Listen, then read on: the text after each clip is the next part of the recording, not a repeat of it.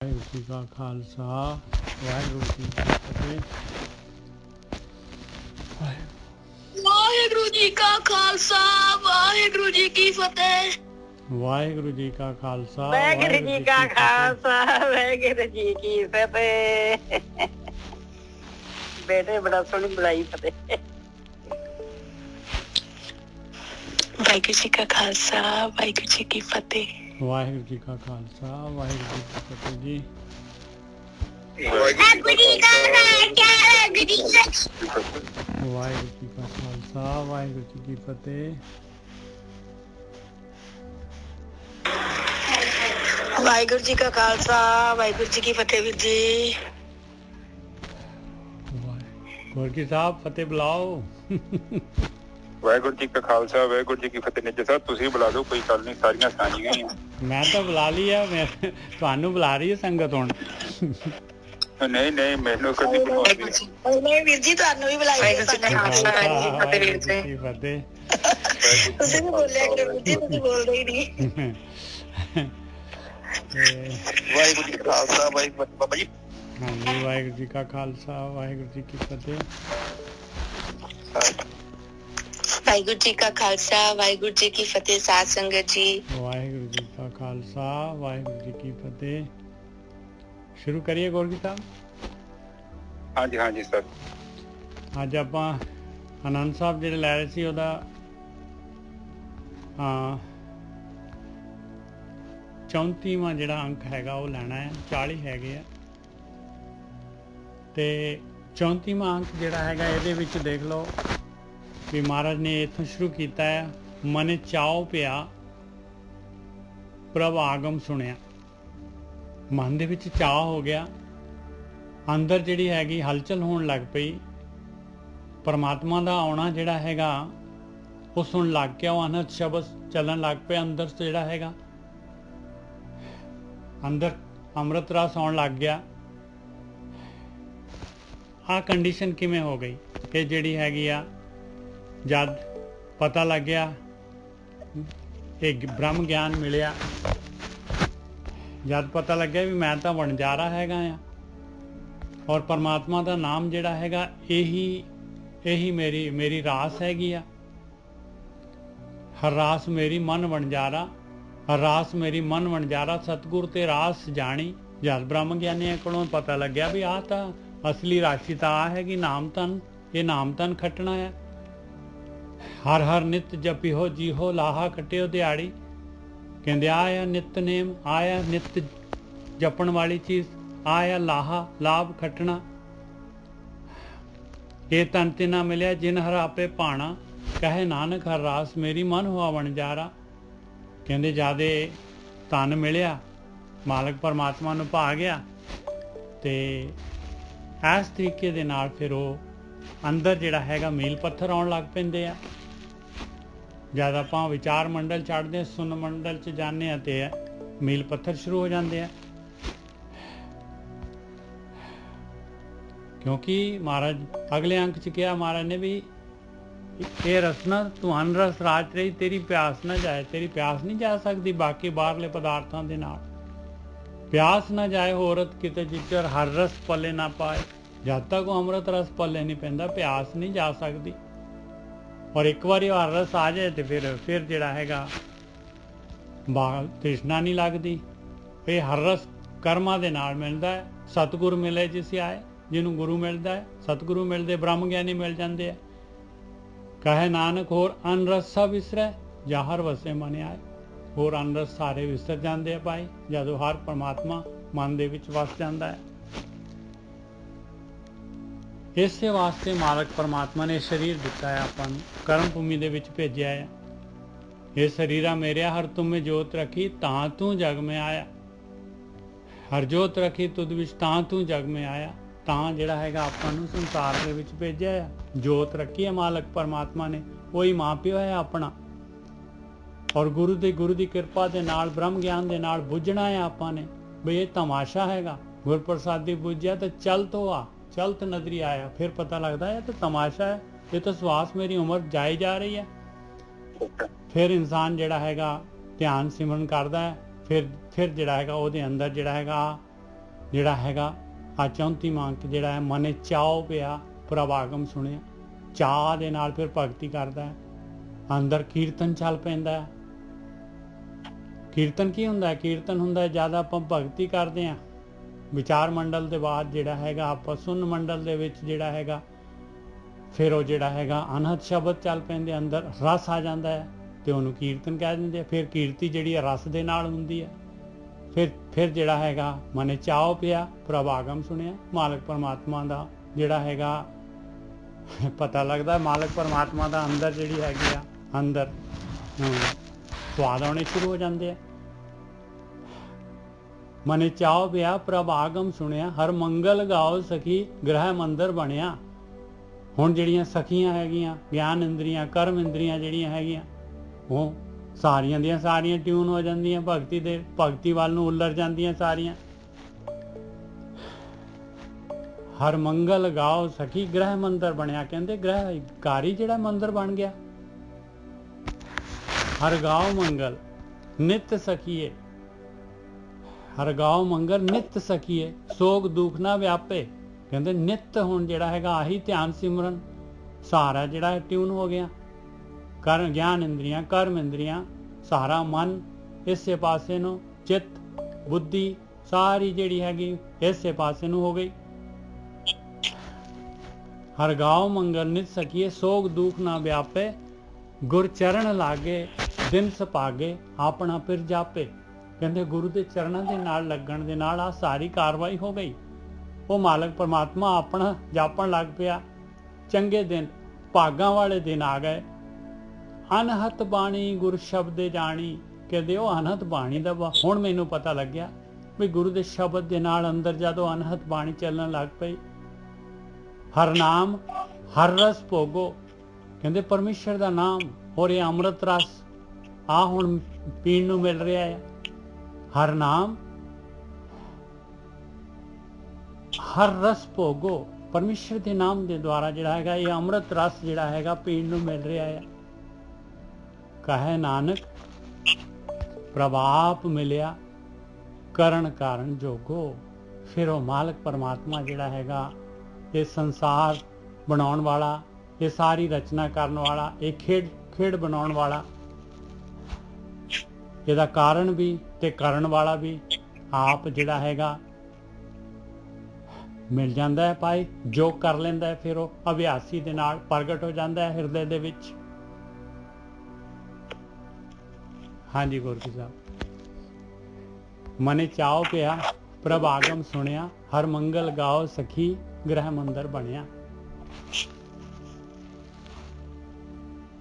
ਹਾਂਜੀ ਹਰਨੇਕ ਸਿੰਘ ਦਾ ਮਾਈਕ ਖੁੱਲ੍ਹਾ ਜੀ। ਹਾਂਜੀ ਮੈਂ ਕਰ ਦਿੰਦਾ ਜੀ ਬੰਦ। ਹਰਨੇਕ ਸਿੰਘ ਜੀ ਜੇ ਤੁਸੀਂ ਸੁਣਦੇ ਹੋ ਤੇ ਕਰ ਦਿਓ, ਨਹੀਂ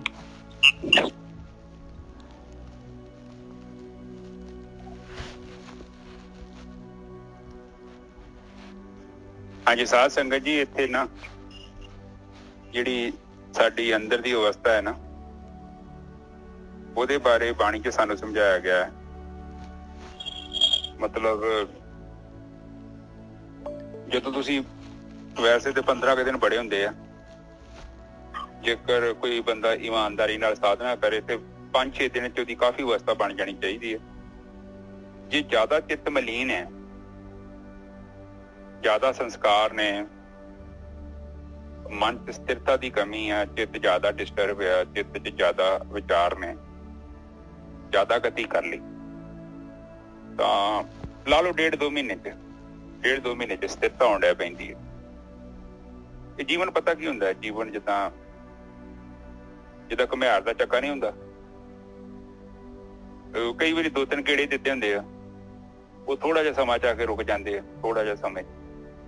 ਜੇ ਜ਼ਿਆਦਾ ਕਮਾਇਆ ਹੋਇਆ ਤੇ ਫਿਰ ਇਹ ਤੇ ਹੁੰਦਾ ਵਾ ਕਿ ਉਹ ਚੱਕਾ ਤੇ ਘੁੰਮਣਾ ਵਾ, ਪਰ ਥੋੜਾ ਟਾਈਮ ਲੱਗਣਾ, ਕਾਹਲੀ ਨਹੀਂ ਪੈਣਾ। ਇਸ ਲਈ ਕਹਿੰਦੇ ਇਹ ਜਿਹੜਾ ਨਾ, ਆਪ ਜੀ ਨੂੰ ਸ਼ਾਇਦ ਚੰਗੀ ਤਰ੍ਹਾਂ ਯਾਦ ਹੋਵੇ, ਉਹ ਕਹਿੰਦੇ ਧੀਰਜ ਸੁਨਿਆਰ। ਜਤ ਬਹਾਰਾ ਧੀਰਜ ਸੁਨਿਆਰ, ਅਹਰਣ ਮਤ ਵੇਦ ਹਥਿਆਰ। ਹਾਂ, ਉਹ ਕਹਿੰਦੇ ਧੀਰਜ ਦਾ ਕੰਮ ਹੈ ਬਈ, ਖਰਗੋਸ਼ ਵਾਲਾ ਕੰਮ ਤੇ ਬਿਲਕੁਲ ਨਹੀਂ ਹੈਗਾ। ਕਿਉਂਕਿ ਧੀਰਜ ਸੁਨਿਆਰ ਵਾਂਗੂ ਕਿ ਬਹੁਤ ਥੋੜੀ ਜਗ੍ਹਾ ਤੋਂ ਕੰਮ ਕਰਨਾ ਹੈ, ਕੋਈ ਬਹੁਤਾ ਵੱਡਾ ਏਰੀਆ ਨਹੀਂ ਹੈਗਾ। ਬਾਹਰ ਸੇਵਾ ਸੁਵਾ ਕਰਨੀ ਬਹੁਤ ਆਸਾਨ ਹੈ, ਉੱਥੇ ਬੜੀ ਫੀਲਡ ਵੱਡੀ ਹੈ, ਚੱਲ ਜਾਓ ਗੁਰਦੁਆਰੇ ਜਿੱਥੇ ਮਰਜ਼ੀ ਘੁੰਮੀ ਜਾਓ। ਇੱਥੇ ਜਗ੍ਹਾ ਬੜੀ ਥੋੜੀ ਹੈ, ਕਿਤੇ ਕੰਮ ਕਰਨਾ ਹੈ, ਬਹੁਤ ਥੋੜਾ ਜਿਹਾ ਮਾੜਾ ਜਿਹਾ ਤੁਸੀਂ ਧਿਆਨ ਝੁਕਾਇਆ, ਨਾਲ ਹੀ ਵਿਚਾਰ ਆ ਗਿਆ, 15-20 ਮਿੰਟ ਲੈ ਜਾਣੇ ਉਹਨੇ। ਫਿਰ ਤੇ ਥੋੜੀ ਮੜੀ ਜਿਹੀ ਹੋਸ਼ ਚ ਆਏ, ਨਿਰਵਿਚਾਰ ਹੋਏ, 2 ਮਿੰਟ ਸਮਾਧੀ ਮਿਲੀ। ਉਹਦੇ ਵਿੱਚ ਫੇਰ ਹੋਊਗਾ ਕਿ ਫੇਰ ਨਾਲ ਹੀ ਤੁਹਾਨੂੰ ਅਗਲੇ ਨੇ ਖਿੱਚ ਕੇ ਨਾਲ ਲਵੇਟ ਕੇ ਲੈ ਜਾਣਾ। ਵਾਵਰੋਲੇ ਵਾਂਗੂ ਇੰਨਾ ਕੁ ਲੱਗੇ ਆ ਨਾ ਵਿਚਾਰ। ਕਿਸੇ ਜਗ੍ਹਾ 'ਚ ਵਿਚਾਰ ਵੀ ਕੰਮ ਆਉਂਦੇ ਆ, ਜੇ 2-4 ਮਿੰਟ ਵਿਚਾਰ ਚੱਲਣ ਨਾ, ਉਹਦੇ ਨਾਲ ਕੀ ਹੁੰਦਾ ਹੈ ਕਿ ਉਹਦੇ ਨਾਲ ਵੀ ਨਿੱਜਰ ਸਾਹਿਬ ਥੋੜੀ ਜਿਹੀ ਨਾ ਸਥਿਰਤਾ ਆਉਂਦੀ ਹੈ। ਵਿਚਾਰ ਚੱਲਣੇ ਵੀ ਜ਼ਰੂਰੀ ਹੈ। ਇੱਕ ਤੇ ਬਲੈਕ ਆਊਟ ਹੋਣਾ ਜ਼ਰੂਰੀ ਆ, ਇੱਕ ਵਿਚਾਰ ਰੁਕਣੇ ਵੀ ਜ਼ਰੂਰੀ। ਵਿਚਾਰ ਰੁਕਣੇ ਤੇ ਜ਼ਰੂਰੀ ਨੇ, ਵਿਚਾਰ ਚੱਲਣੇ ਵੀ ਜ਼ਰੂਰੀ ਨੇ। ਜਿਸ ਵਿਚਾਰ ਪਤਾ ਕੀ ਹੁੰਦਾ ਕਿ ਸਾਨੂੰ ਆਪਣੇ ਅੰਤਰਾਕਰਨ ਦੇ ਬਾਰੇ ਪਤਾ ਲੱਗਦਾ। ਨਹੀਂ ਤੇ ਉਹਦਾ ਕਿੱਦਾਂ ਪਤਾ ਲੱਗੂ? ਹੁਣ ਗੋਦਾਮ ਬੰਦ ਪਿਆ ਤੁਹਾਡੇ ਅੰਦਰ, ਸਟੋਰ ਪਿਆ, ਉਹਦੇ ਚ ਕੀ ਪਿਆ ਪਤਾ ਕਿੱਦਾਂ ਲੱਗੂਗਾ? ਇਸ ਲਈ ਉਹ ਥੋੜਾ ਡਿਸਪਲੇ ਤੇ ਸਮਾਨ ਹੋਣਾ ਜ਼ਰੂਰੀ ਹੈ। ਉਹ ਵੀ ਇੱਕ ਸਾਧਨਾ ਦੀ ਪ੍ਰਕਿਰਿਆ ਹੈ। ਡਰਿਆ ਨਾ ਕਰੋ ਕਿ ਇਹ ਵਿਚਾਰ ਕਿੱਥੋਂ ਆਉਂਦੇ ਆ। ਸਾਡੀ ਤੇ ਹੈਗੇ ਨੇ, ਬਸ ਅੰਦਰ ਪਏ ਨੇ। ਉਹ ਸਾਡੀ ਪ੍ਰੋਗਰਾਮਿੰਗ ਹੈ, ਜਿੱਦਾਂ ਦੀ ਅਸੀਂ ਕੀਤੀ ਹੈ। ਪ੍ਰੋਗਰਾਮਿੰਗ ਏਦਾਂ ਹੁੰਦੀ ਹੈ, ਉਹਦੇ ਚ ਆਪਾਂ ਕਥਾ ਦੇ ਵਿਚਾਰ ਵੀ ਕਰਦੇ ਹਾਂ। ਥੋੜਾ ਜਿਹਾ ਮੈਂ ਤੁਹਾਡੇ ਨਾਲ ਡਿਸਕਸ ਕਰ ਲਾਂ। ਹੁਣ ਤੁਸੀਂ ਦੇਖੋਗੇ ਜਾਨਵਰ ਨਹੀਂ ਹੁੰਦੇ, ਛੋਟੇ ਜਾਨਵਰ, ਤੋਤੇ ਤਾਤੇ ਵਗੈਰਾ, ਜਾਂ ਕੋਈ ਕੁੱਤੇ ਹੁੰਦੇ ਨੇ, ਉਹਨਾਂ ਨੂੰ ਕਾਫੀ ਜਾਂ ਘੋੜੇ, ਵੇਖੋ ਉਹਨਾਂ ਨੂੰ ਲੋਕਾਂ ਨੇ ਟ੍ਰੇਨਿੰਗ ਦੇ ਕੇ ਨਾ ਕਾਫੀ ਜ਼ਿਆਦਾ ਉਹਨਾਂ ਨੂੰ ਸਿਖਾਇਆ ਹੁੰਦਾ। ਉਹਦਾ ਕਾਰਨ ਇਹ ਹੁੰਦਾ, ਉਹ ਕਿੱਦਾਂ ਸਿੱਖਦੇ ਨੇ, ਉਹਨਾਂ ਨੂੰ ਬਾਰ-ਬਾਰ ਉਹ ਕੰਮ ਕਰਨ ਲਈ ਕਿਹਾ ਜਾਂਦਾ, ਬਾਰ-ਬਾਰ ਰਿਪੀਟ ਕਰਨਾ ਪੈਂਦਾ।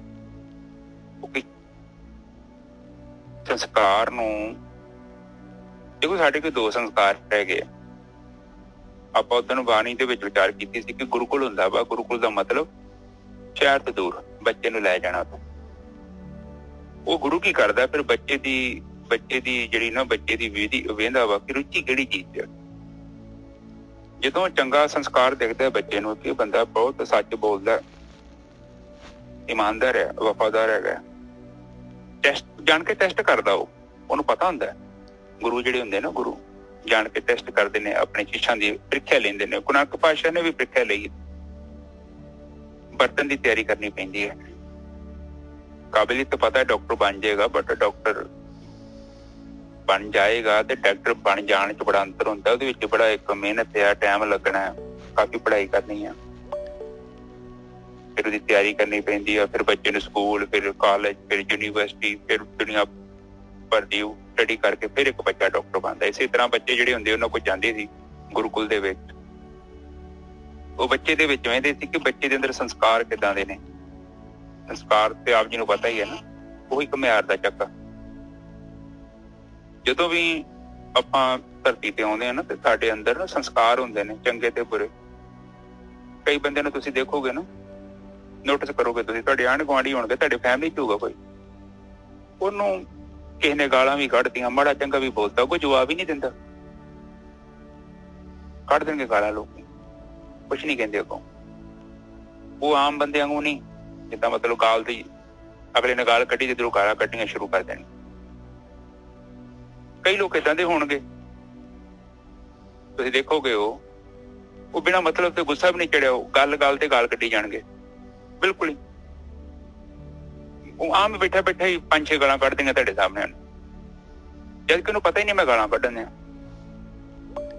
ਉਹਦਾ ਕਾਰਨ ਕੀ ਹੁੰਦਾ? ਸੰਸਕਾਰ।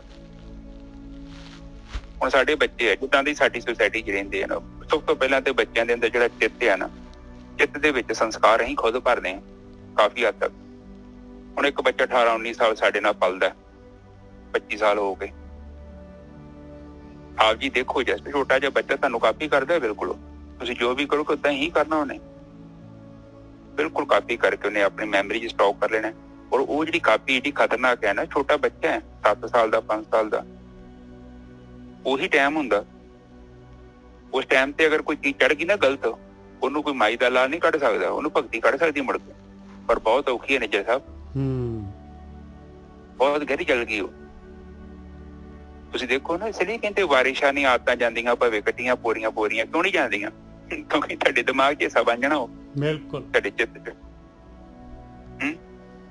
ਉਹਨੂੰ ਨੀ ਉਹ ਕੱਢ ਸਕਦਾ ਕੋਈ ਯੂਨੀਵਰਸਿਟੀ, ਉਹਨੂੰ ਨੀ ਕੋਈ ਕਾਲਜ ਕੱਢ ਸਕਦਾ, ਉਹਨੂੰ ਕੋਈ ਜੇਲ੍ਹ ਨਹੀਂ ਖਤਮ ਕਰ ਸਕਦੀ। ਉਹ ਬੰਦਾ ਜਿੱਥੇ ਮਰਜ਼ੀ ਜਾਵੇ, ਉਹਦੇ ਅੰਦਰ ਉਹ ਸੰਸਕਾਰ ਨਹੀਂ ਉਹ ਨਸ਼ਟ ਹੋਣਾ।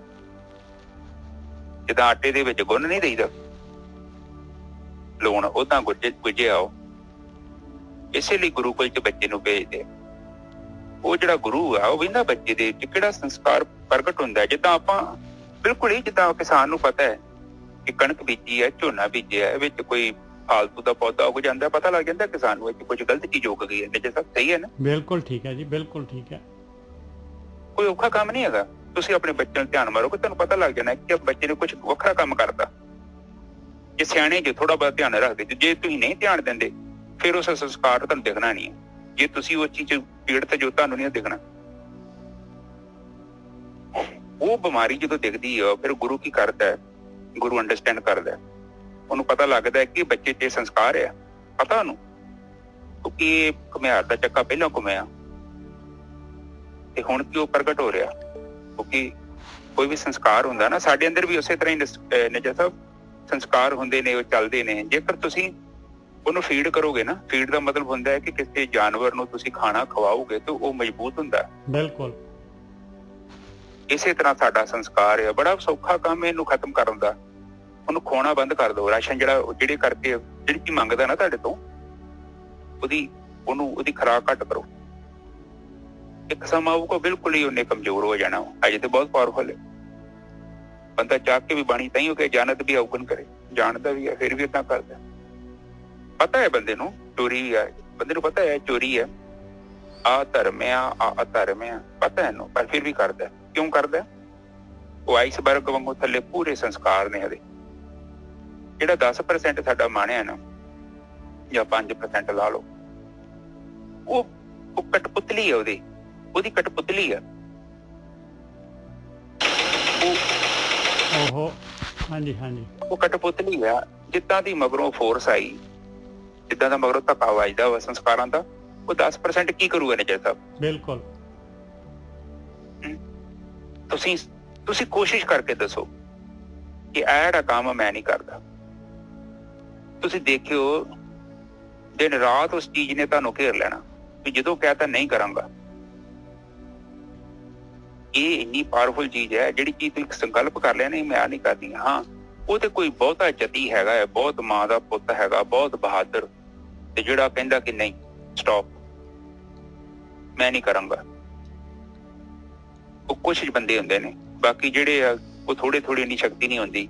ਉਹ ਔਗਣ ਨੂੰ ਪੁੱਟਣ ਲਈ ਟਾਈਮ ਲੱਗਦਾ ਉਹਨਾਂ ਨੂੰ, ਕਿਉਂਕਿ ਇੱਕਦਮ ਨਹੀਂ ਪੁੱਟ ਸਕਦੇ। ਕਿਉਂਕਿ ਤੁਸੀਂ ਸ਼ਾਇਦ ਜੇ ਜ਼ਿੰਦਗੀ 'ਚ ਕਿਤੇ ਤੂਤ ਦਾ ਰੁੱਖ ਪੁੱਟਿਆ ਹੋਵੇ ਨਾ, ਬੜਾ ਔਖਾ ਮੋਢੇ ਦਾ ਪੁੱਟਣਾ ਨਿਜਰ ਸਾਹਿਬ। ਉਹ ਤਾਂ ਉਹਦੀ ਟਾਣੀ ਨਹੀਂ ਮੁੜਦੀ ਗੋਰਕੀ ਸਾਹਿਬ, ਜਿੰਨਾ ਮਰਜ਼ੀ ਮੋੜ ਲਓ ਮੁੱਚ ਜਾਂਦੀ ਹੈ ਬਸ।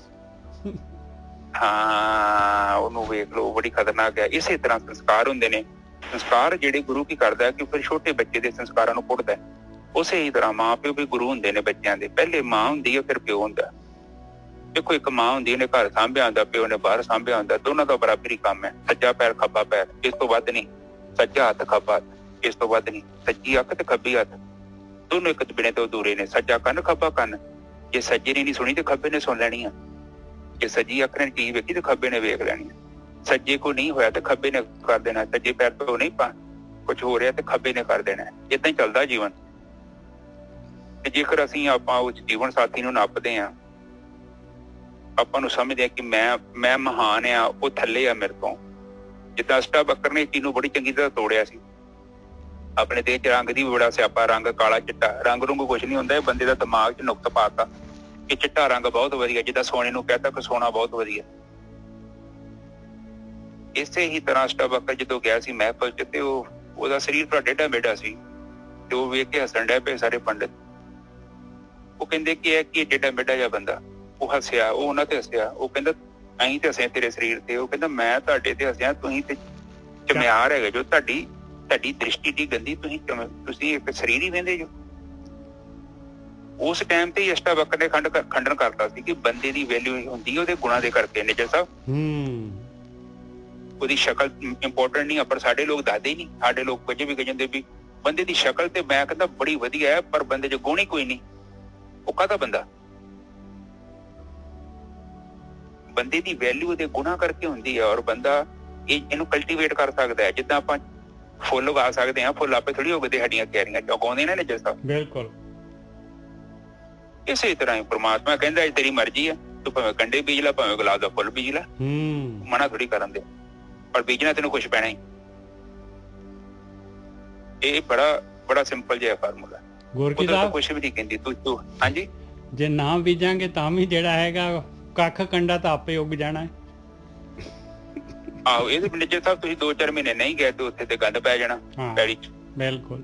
ਫਿਰ ਬੀਜਣਾ ਫਿਰ ਬੜੀ ਮਿਹਨਤ ਕਰਨੀ ਪੈਣੀ। ਹੁਣ ਕਈ ਕਹਿੰਦੇ ਕਿ ਵੀਰ ਜੀ ਸਾਡਾ ਧਿਆਨ ਨਹੀਂ ਲੱਗਦਾ, ਉਹਦਾ ਕਾਰਨ ਇਹੋ ਹੈ ਕਿ ਕਾਫੀ ਸਾਲਾਂ ਤੋਂ ਤੁਸੀਂ ਧਿਆਨ ਹੀ ਨਹੀਂ ਦਿੱਤਾ। ਚਿੱਤ ਬਿਲਕੁਲ ਗੰਦ ਮੱਚਿਆ ਉੱਥੇ, ਕੀ ਪਤਾ ਕਿੰਨਾ ਕੁਛ ਪਿਆ ਉੱਥੇ, ਪਰ ਉਹਦੇ ਚ ਡਰਨ ਦੀ ਲੋੜ ਨਹੀਂ ਹੁੰਦੀ। ਕਹਿੰਦਾ ਇੱਕ ਮੈਂ ਸ਼ੇਰ ਸੁਣਾਉਣਾ ਤੁਹਾਨੂੰ। ਤਿਫਲ ਦਾ ਮਤਲਬ ਹੁੰਦਾ ਬੱਚਾ। कहता गिरते सह सवार मैदाने जंग में वो तिफल क्या गिरा जो घुटनों के बल चला। ਬੰਦਾ ਡਿੱਗਣਾ ਸਾਨੂੰ ਕਮਜ਼ੋਰ ਨਹੀਂ ਕਰਦਾ, ਸਾਨੂੰ ਮਜ਼ਬੂਤ ਕਰਦਾ। ਅਸੀਂ ਜਿੱਦਾਂ ਹੋਰ ਜੋਸ਼ ਨਾਲ ਅੱਗੇ ਵਧਦੇ, ਹੋਰ ਜੋਸ਼ ਨਾਲ ਅੱਗੇ ਵਧਦੇ। ਤੋ ਇਹ ਇੱਕ ਜ਼ਿੰਦਗੀ ਦਾ ਇੱਕ ਬੜਾ ਵੱਡਾ ਹਿੱਸਾ ਹੈ। ਕਿਤੇ ਵੀ ਜ਼ਿੰਦਗੀ 'ਚ ਕਹਿੰਦੇ ਜੀਵੇ ਆਸਾ ਤੇ ਮਰੇ ਨਿਰਾਸਾ। ਆਸ ਜਿਹੜੀ ਹੁੰਦੀ ਬੜੀ ਤੇੜੀ ਚੀਜ਼ ਹੁੰਦੀ। ਕਿਤੇ ਵੀ ਨਹੀਂ ਸੋਚਣਾ ਕਿ ਮੈਂ ਮਤਲਬ ਸਾਧਨਾ ਕਰਦਾ ਪਿਆ, ਮੈਨੂੰ ਪ੍ਰਾਪਤੀ ਨਹੀਂ ਹੋ ਰਹੀ ਆ, ਪਰ ਸਾਨੂੰ ਦਿਖ ਨਹੀਂ ਰਹੀ। ਕਈ ਵਾਰੀ ਬੰਦੇ ਨੂੰ ਪਤਾ ਹੀ ਨਹੀਂ ਹੁੰਦਾ। ਕਈ ਵਾਰੀ ਬੀਜ ਅੰਦਰ ਹੀ ਕੰਮ ਕਰਦਾ, ਧਰਤੀ 'ਚ ਹੁੰਦਾ। ਔਰ ਹੁਣ ਕਰੇਲੇ ਦਾ ਬੀਜ ਪਾ ਕੇ ਤੁਸੀਂ ਬੀਜ ਕੇ ਵੇਖ ਲਓ, ਸਧਾਰਨ ਬੀਜ ਤੋਂ ਵੱਧ ਸਮਾਂ ਲੱਗਦਾ ਉਹਨੂੰ ਉਗਣ ਲਈ, ਇੱਕਦਮ ਨਹੀਂ ਉਗਦਾ। ਕਿਉਂਕਿ ਹਰ ਇੱਕ ਬੰਦੇ ਦਾ ਚਿੱਤ ਵੱਖਰਾ ਹੈ ਔਰ ਉਹਦੇ ਸੰਸਕਾਰ ਵੱਖਰੇ ਨੇ। ਔਰ ਕਈਆਂ ਦੀ ਛੇਤੀ ਪ੍ਰਗਟ ਹੋ ਜਾਂਦੀ ਹੈ, ਕਈਆਂ ਦਾ ਚਿੱਤ ਸਾਫ਼ ਹੁੰਦਾ ਹੈ। ਤਤੋਗੁਣੀ ਚਿੱਤ ਹੋਊਗਾ ਤੇ ਛੇਤੀ ਪ੍ਰਗਟ ਹੋ ਜਾਊਗਾ ਨਾ। ਤਮੋ ਗੁਣੀ ਹੈ, ਰਜੋ ਗੁਣੀ ਹੈ, ਤੇ ਟਾਈਮ ਵੱਖਰਾ। ਸੋ ਇਹ ਚੀਜ਼ਾਂ ਸਮਝਣ ਦੀ ਲੋੜ ਹੈ। ਛੋਟੇ ਬੱਚੇ ਨੂੰ ਜਿੱਦਾਂ ਨਾ ਗੁਰੂ ਕੀ ਕਰਦਾ ਹੈ, ਛੋਟੇ ਬੱਚੇ ਦੇ ਵਿੱਚ ਜਦੋਂ ਘਾਹ ਘੂ ਉੱਗਦਾ ਹੈ ਤੇ ਉਹਨੂੰ ਵੜ ਦਿੰਦਾ। ਹਜੇ ਚਿੱਤ ਬਹੁਤ ਕਮਜ਼ੋਰ ਉਹਦਾ, ਉਹਨੂੰ ਰਿਫਾਈਨ ਕਰ ਦਿੰਦਾ। ਰਿਫਾਈਨ ਦਾ ਪਤਾ ਨਾ ਤੁਹਾਨੂੰ, ਕਿਧਰ ਰਿਫਾਈਨ ਕਰ ਦੇਣੀ ਚੀਜ਼। ਕੋਈ ਚੀਜ਼ 'ਚ ਮਿਲਾਵਟ ਮਸ਼ੀਨ 'ਚ ਪਾ ਕੇ ਉਹਨੂੰ ਰਿਫਾਈਨ ਕਰਕੇ ਮਿਲਾਵਟ ਦੂਰ ਕਰਦੀ, ਓਰੀਜਨਲ ਪ੍ਰਾਪਤ ਕਰ ਲਈ। ਜਿੱਦਾਂ ਸੋਨੇ 'ਚ ਮਿਲਾਵਟ ਹੋਵੇ, ਉਹਨੂੰ ਅਗਨੀ 'ਚ ਪਤਾ ਨਹੀਂ ਉਹ ਸੁਹਾਗੇ 'ਚ ਪਾ ਕੇ ਤੇ ਉਹ ਕਹਿੰਦਾ ਕਿ ਇਹਨੂੰ ਨਕਲੀ ਸੋਨਾ ਲੱਗ ਤੇ ਅਸਲੀ ਸੋਨਾ ਲੱਗ। ਉਸੇ ਤਰ੍ਹਾਂ ਬੱਚੇ 'ਚ ਕੀ ਕਰਦਾ ਉਹ, ਗੁਰੂ ਨੂੰ ਪਤਾ ਹੈ ਜਿਹਦਾ ਚਿੱਤ ਪਾਵਰਫੁਲ ਨਹੀਂ ਹੈ, ਛੋਟਾ ਬੱਚਾ ਹੈ। ਜਿੱਦਾਂ ਜਾਨਵਰ ਨੂੰ ਟ੍ਰੇਨਿੰਗ ਦੇ ਸਕਦੇ ਹਾਂ ਤੇ ਇਨਸਾਨ ਦੇ ਬੱਚੇ ਨੂੰ ਤੇ ਸਿਖਾਉਣਾ ਬਹੁਤ ਸੌਖਾ। ਪਰ ਜੇ ਮਾਂ ਪਿਓ ਚਾਹਣ ਤੇ, ਜੇ ਪਿਓ ਖੁਦ ਗਾਲਾਂ ਕੱਢੀ ਜਾਂਦੇ, ਉਹਨੇ ਬੱਚੇ ਨੂੰ ਕੀ ਸਿਖਾਉਣਾ। ਪਰ ਇਹ ਆ ਕਿ ਜੇ ਉਹ ਚਾਹੁੰਦਾ ਕਿ ਉਸ ਬੱਚੇ ਨੂੰ ਚੰਗੇ ਸੰਸਕਾਰਾਂ ਨਾਲ ਭਰਨਾ ਹੈ ਔਰ ਸਮਾਜ 'ਚ ਐਸਾ ਬੱਚਾ ਭੇਜਣਾ ਹੈ ਕੱਲ ਨੂੰ ਸੋਭਾ ਮਿਲੇ, ਤੇ ਉਹਦੇ ਲਈ ਫਿਰ ਮਿਹਨਤ ਕਰਨੀ ਪੈਣੀ। ਔਰ ਉਹਦੀ ਮਿਹਨਤ ਹੈ ਨਾ, ਉਹ ਇਹ ਨਹੀਂ ਹੈ ਕਿ 2-4 ਮਿੰਟ ਦੀ ਗੇਮ ਹੈ, ਜੈਸਾ ਉਹਦੀ ਟਾਈਮ ਲੱਗਣਾ ਹਨਾ। ਇਹ ਕੋਈ, ਕਿਉਂਕਿ ਦੇਖੋ ਇਹ ਟ੍ਰੇਨਿੰਗਾਂ ਹੁੰਦੀਆਂ ਨੇ, ਬੜੀਆਂ ਸਲੋ ਪ੍ਰੋਸੈਸ ਹੁੰਦੀਆਂ ਨੇ। ਔਰ ਉਹਦਾ ਮਾਹੌਲ ਵੀ ਆ, ਘਰ ਦਾ ਮਾਹੌਲ ਕੀ ਹੈ। ਤੇ ਜੇ ਮਾਹੌਲ ਵਧੀਆ ਹੈਗਾ ਤੇ ਬੱਚੇ ਤੇ ਨੈਚੁਰਲੀ ਨਿੱਜਰ ਸਾਹਿਬ ਉਹਦਾ ਪ੍ਰਭਾਵ ਪੈਣਾ ਹੀ ਪੈਣਾ। ਇਹ ਬੱਚਿਆਂ ਦਾ ਥੋੜਾ ਜਿਹਾ ਮੈਂ ਜ਼ੋਰ ਲਾਉਂਦਾ ਵਾਂ। ਤੁਹਾਨੂੰ 2-3 ਤੇ ਰਿਸ਼ਤੇਦਾਰ ਹੈ, ਤੁਸੀਂ ਇਹਨਾਂ ਨੂੰ ਸਾਂਭ ਗਏ ਨਾ ਤੇ ਜੀਵਨ ਤੁਹਾਡਾ ਸਵਰਗ ਹੀ ਬਣ ਜਾਣਾ। ਪੈਸੇ ਪੂਸੇ ਤੇ ਬੱਚਿਆਂ ਨੇ ਕਮਾਈ ਲੈਣੇ ਹੁੰਦੇ, ਉਹ ਥੋੜੇ ਘੱਟ ਵੀ ਕਮਾਏ ਜਾਣ ਨਾ, ਕੋਈ ਏਡਾ ਇੰਪੋਰਟੈਂਟ ਨਹੀਂ ਹੈਗਾ। ਪੜ੍ਹਾਈ ਦੇਣੀ ਜ਼ਰੂਰੀ ਹੈ ਤੇ ਸੰਸਕਾਰ ਦੇਣਾ ਜ਼ਰੂਰੀ ਹੈ, ਕਿਉਂਕਿ ਇਹ ਬੜੇ ਜ਼ਰੂਰੀ ਹੈ। ਅੱਜ ਇਸ ਸਮੇਂ ਤੇ ਧਰਤੀ ਤੇ ਇਹਨਾਂ ਦੋਨਾਂ ਚੀਜ਼ਾਂ ਦੀ ਕਮੀ ਆ। ਸੰਸਕਾਰ ਨਹੀਂ ਦੇ ਰਿਹਾ ਕੋਈ, ਔਰ ਜਿਹਦੇ ਕਰਕੇ ਬੱਚਾ ਅਮੀਰ ਤੇ ਹੋ ਜਾਂਦਾ ਹੈ, ਸਭ ਕੁਛ ਆ ਜਾਂਦਾ ਹੈ, ਪਰ ਉਹ ਜੀਵਨ 'ਚ ਉਹਨੂੰ ਸੱਚ ਨੂੰ ਸਮਝ ਨਹੀਂ ਪਾਉਂਦਾ ਹੈ। ਹੁਣ ਜਿਹੜੀ ਆਪਾਂ ਅਵਸਥਾ ਦੀ ਗੱਲ ਕਰਨੀ ਹੈ, ਭਗਤੀ ਦੀ ਗੱਲ ਕਰਨੀ ਹੈ, ਤੇ ਜਦੋਂ ਆਪਾਂ ਸਾਧਨਾ ਕਰਦੇ ਹਾਂ ਫਿਰ ਕੀ ਹੁੰਦਾ ਹੈ ਜੀਵਨ 'ਚ, ਉਹ ਰਿਫਾਈਨਿੰਗ ਆਉਂਦੀ ਆ। ਉਹ ਜਿਹੜੀ ਮਿਲਾਵਟ ਆ ਸਾਡੇ ਅੰਦਰੋਂ, ਸਾਨੂੰ ਰੱਬ ਨੇ ਇੱਕ ਹੋਰ ਆਪਸ਼ਨ ਦਿੱਤਾ ਹੈ। ਮੰਨ ਲਓ ਤੁਹਾਨੂੰ ਨਹੀਂ, ਛੋਟੇ ਹੁੰਦਿਆਂ ਨਹੀਂ ਕਿਸੇ ਨੇ ਸੰਸਕਾਰ ਦਿੱਤੇ, ਤੁਸੀਂ ਭਗਤੀ ਕਰਕੇ ਨਿੱਜਰ ਸਾਹਿਬ ਕਹਿੰਦੇ ਸੰਸਕਾਰ ਪ੍ਰਾਪਤ ਕਰ ਸਕਦੇ। ਬਿਲਕੁਲ।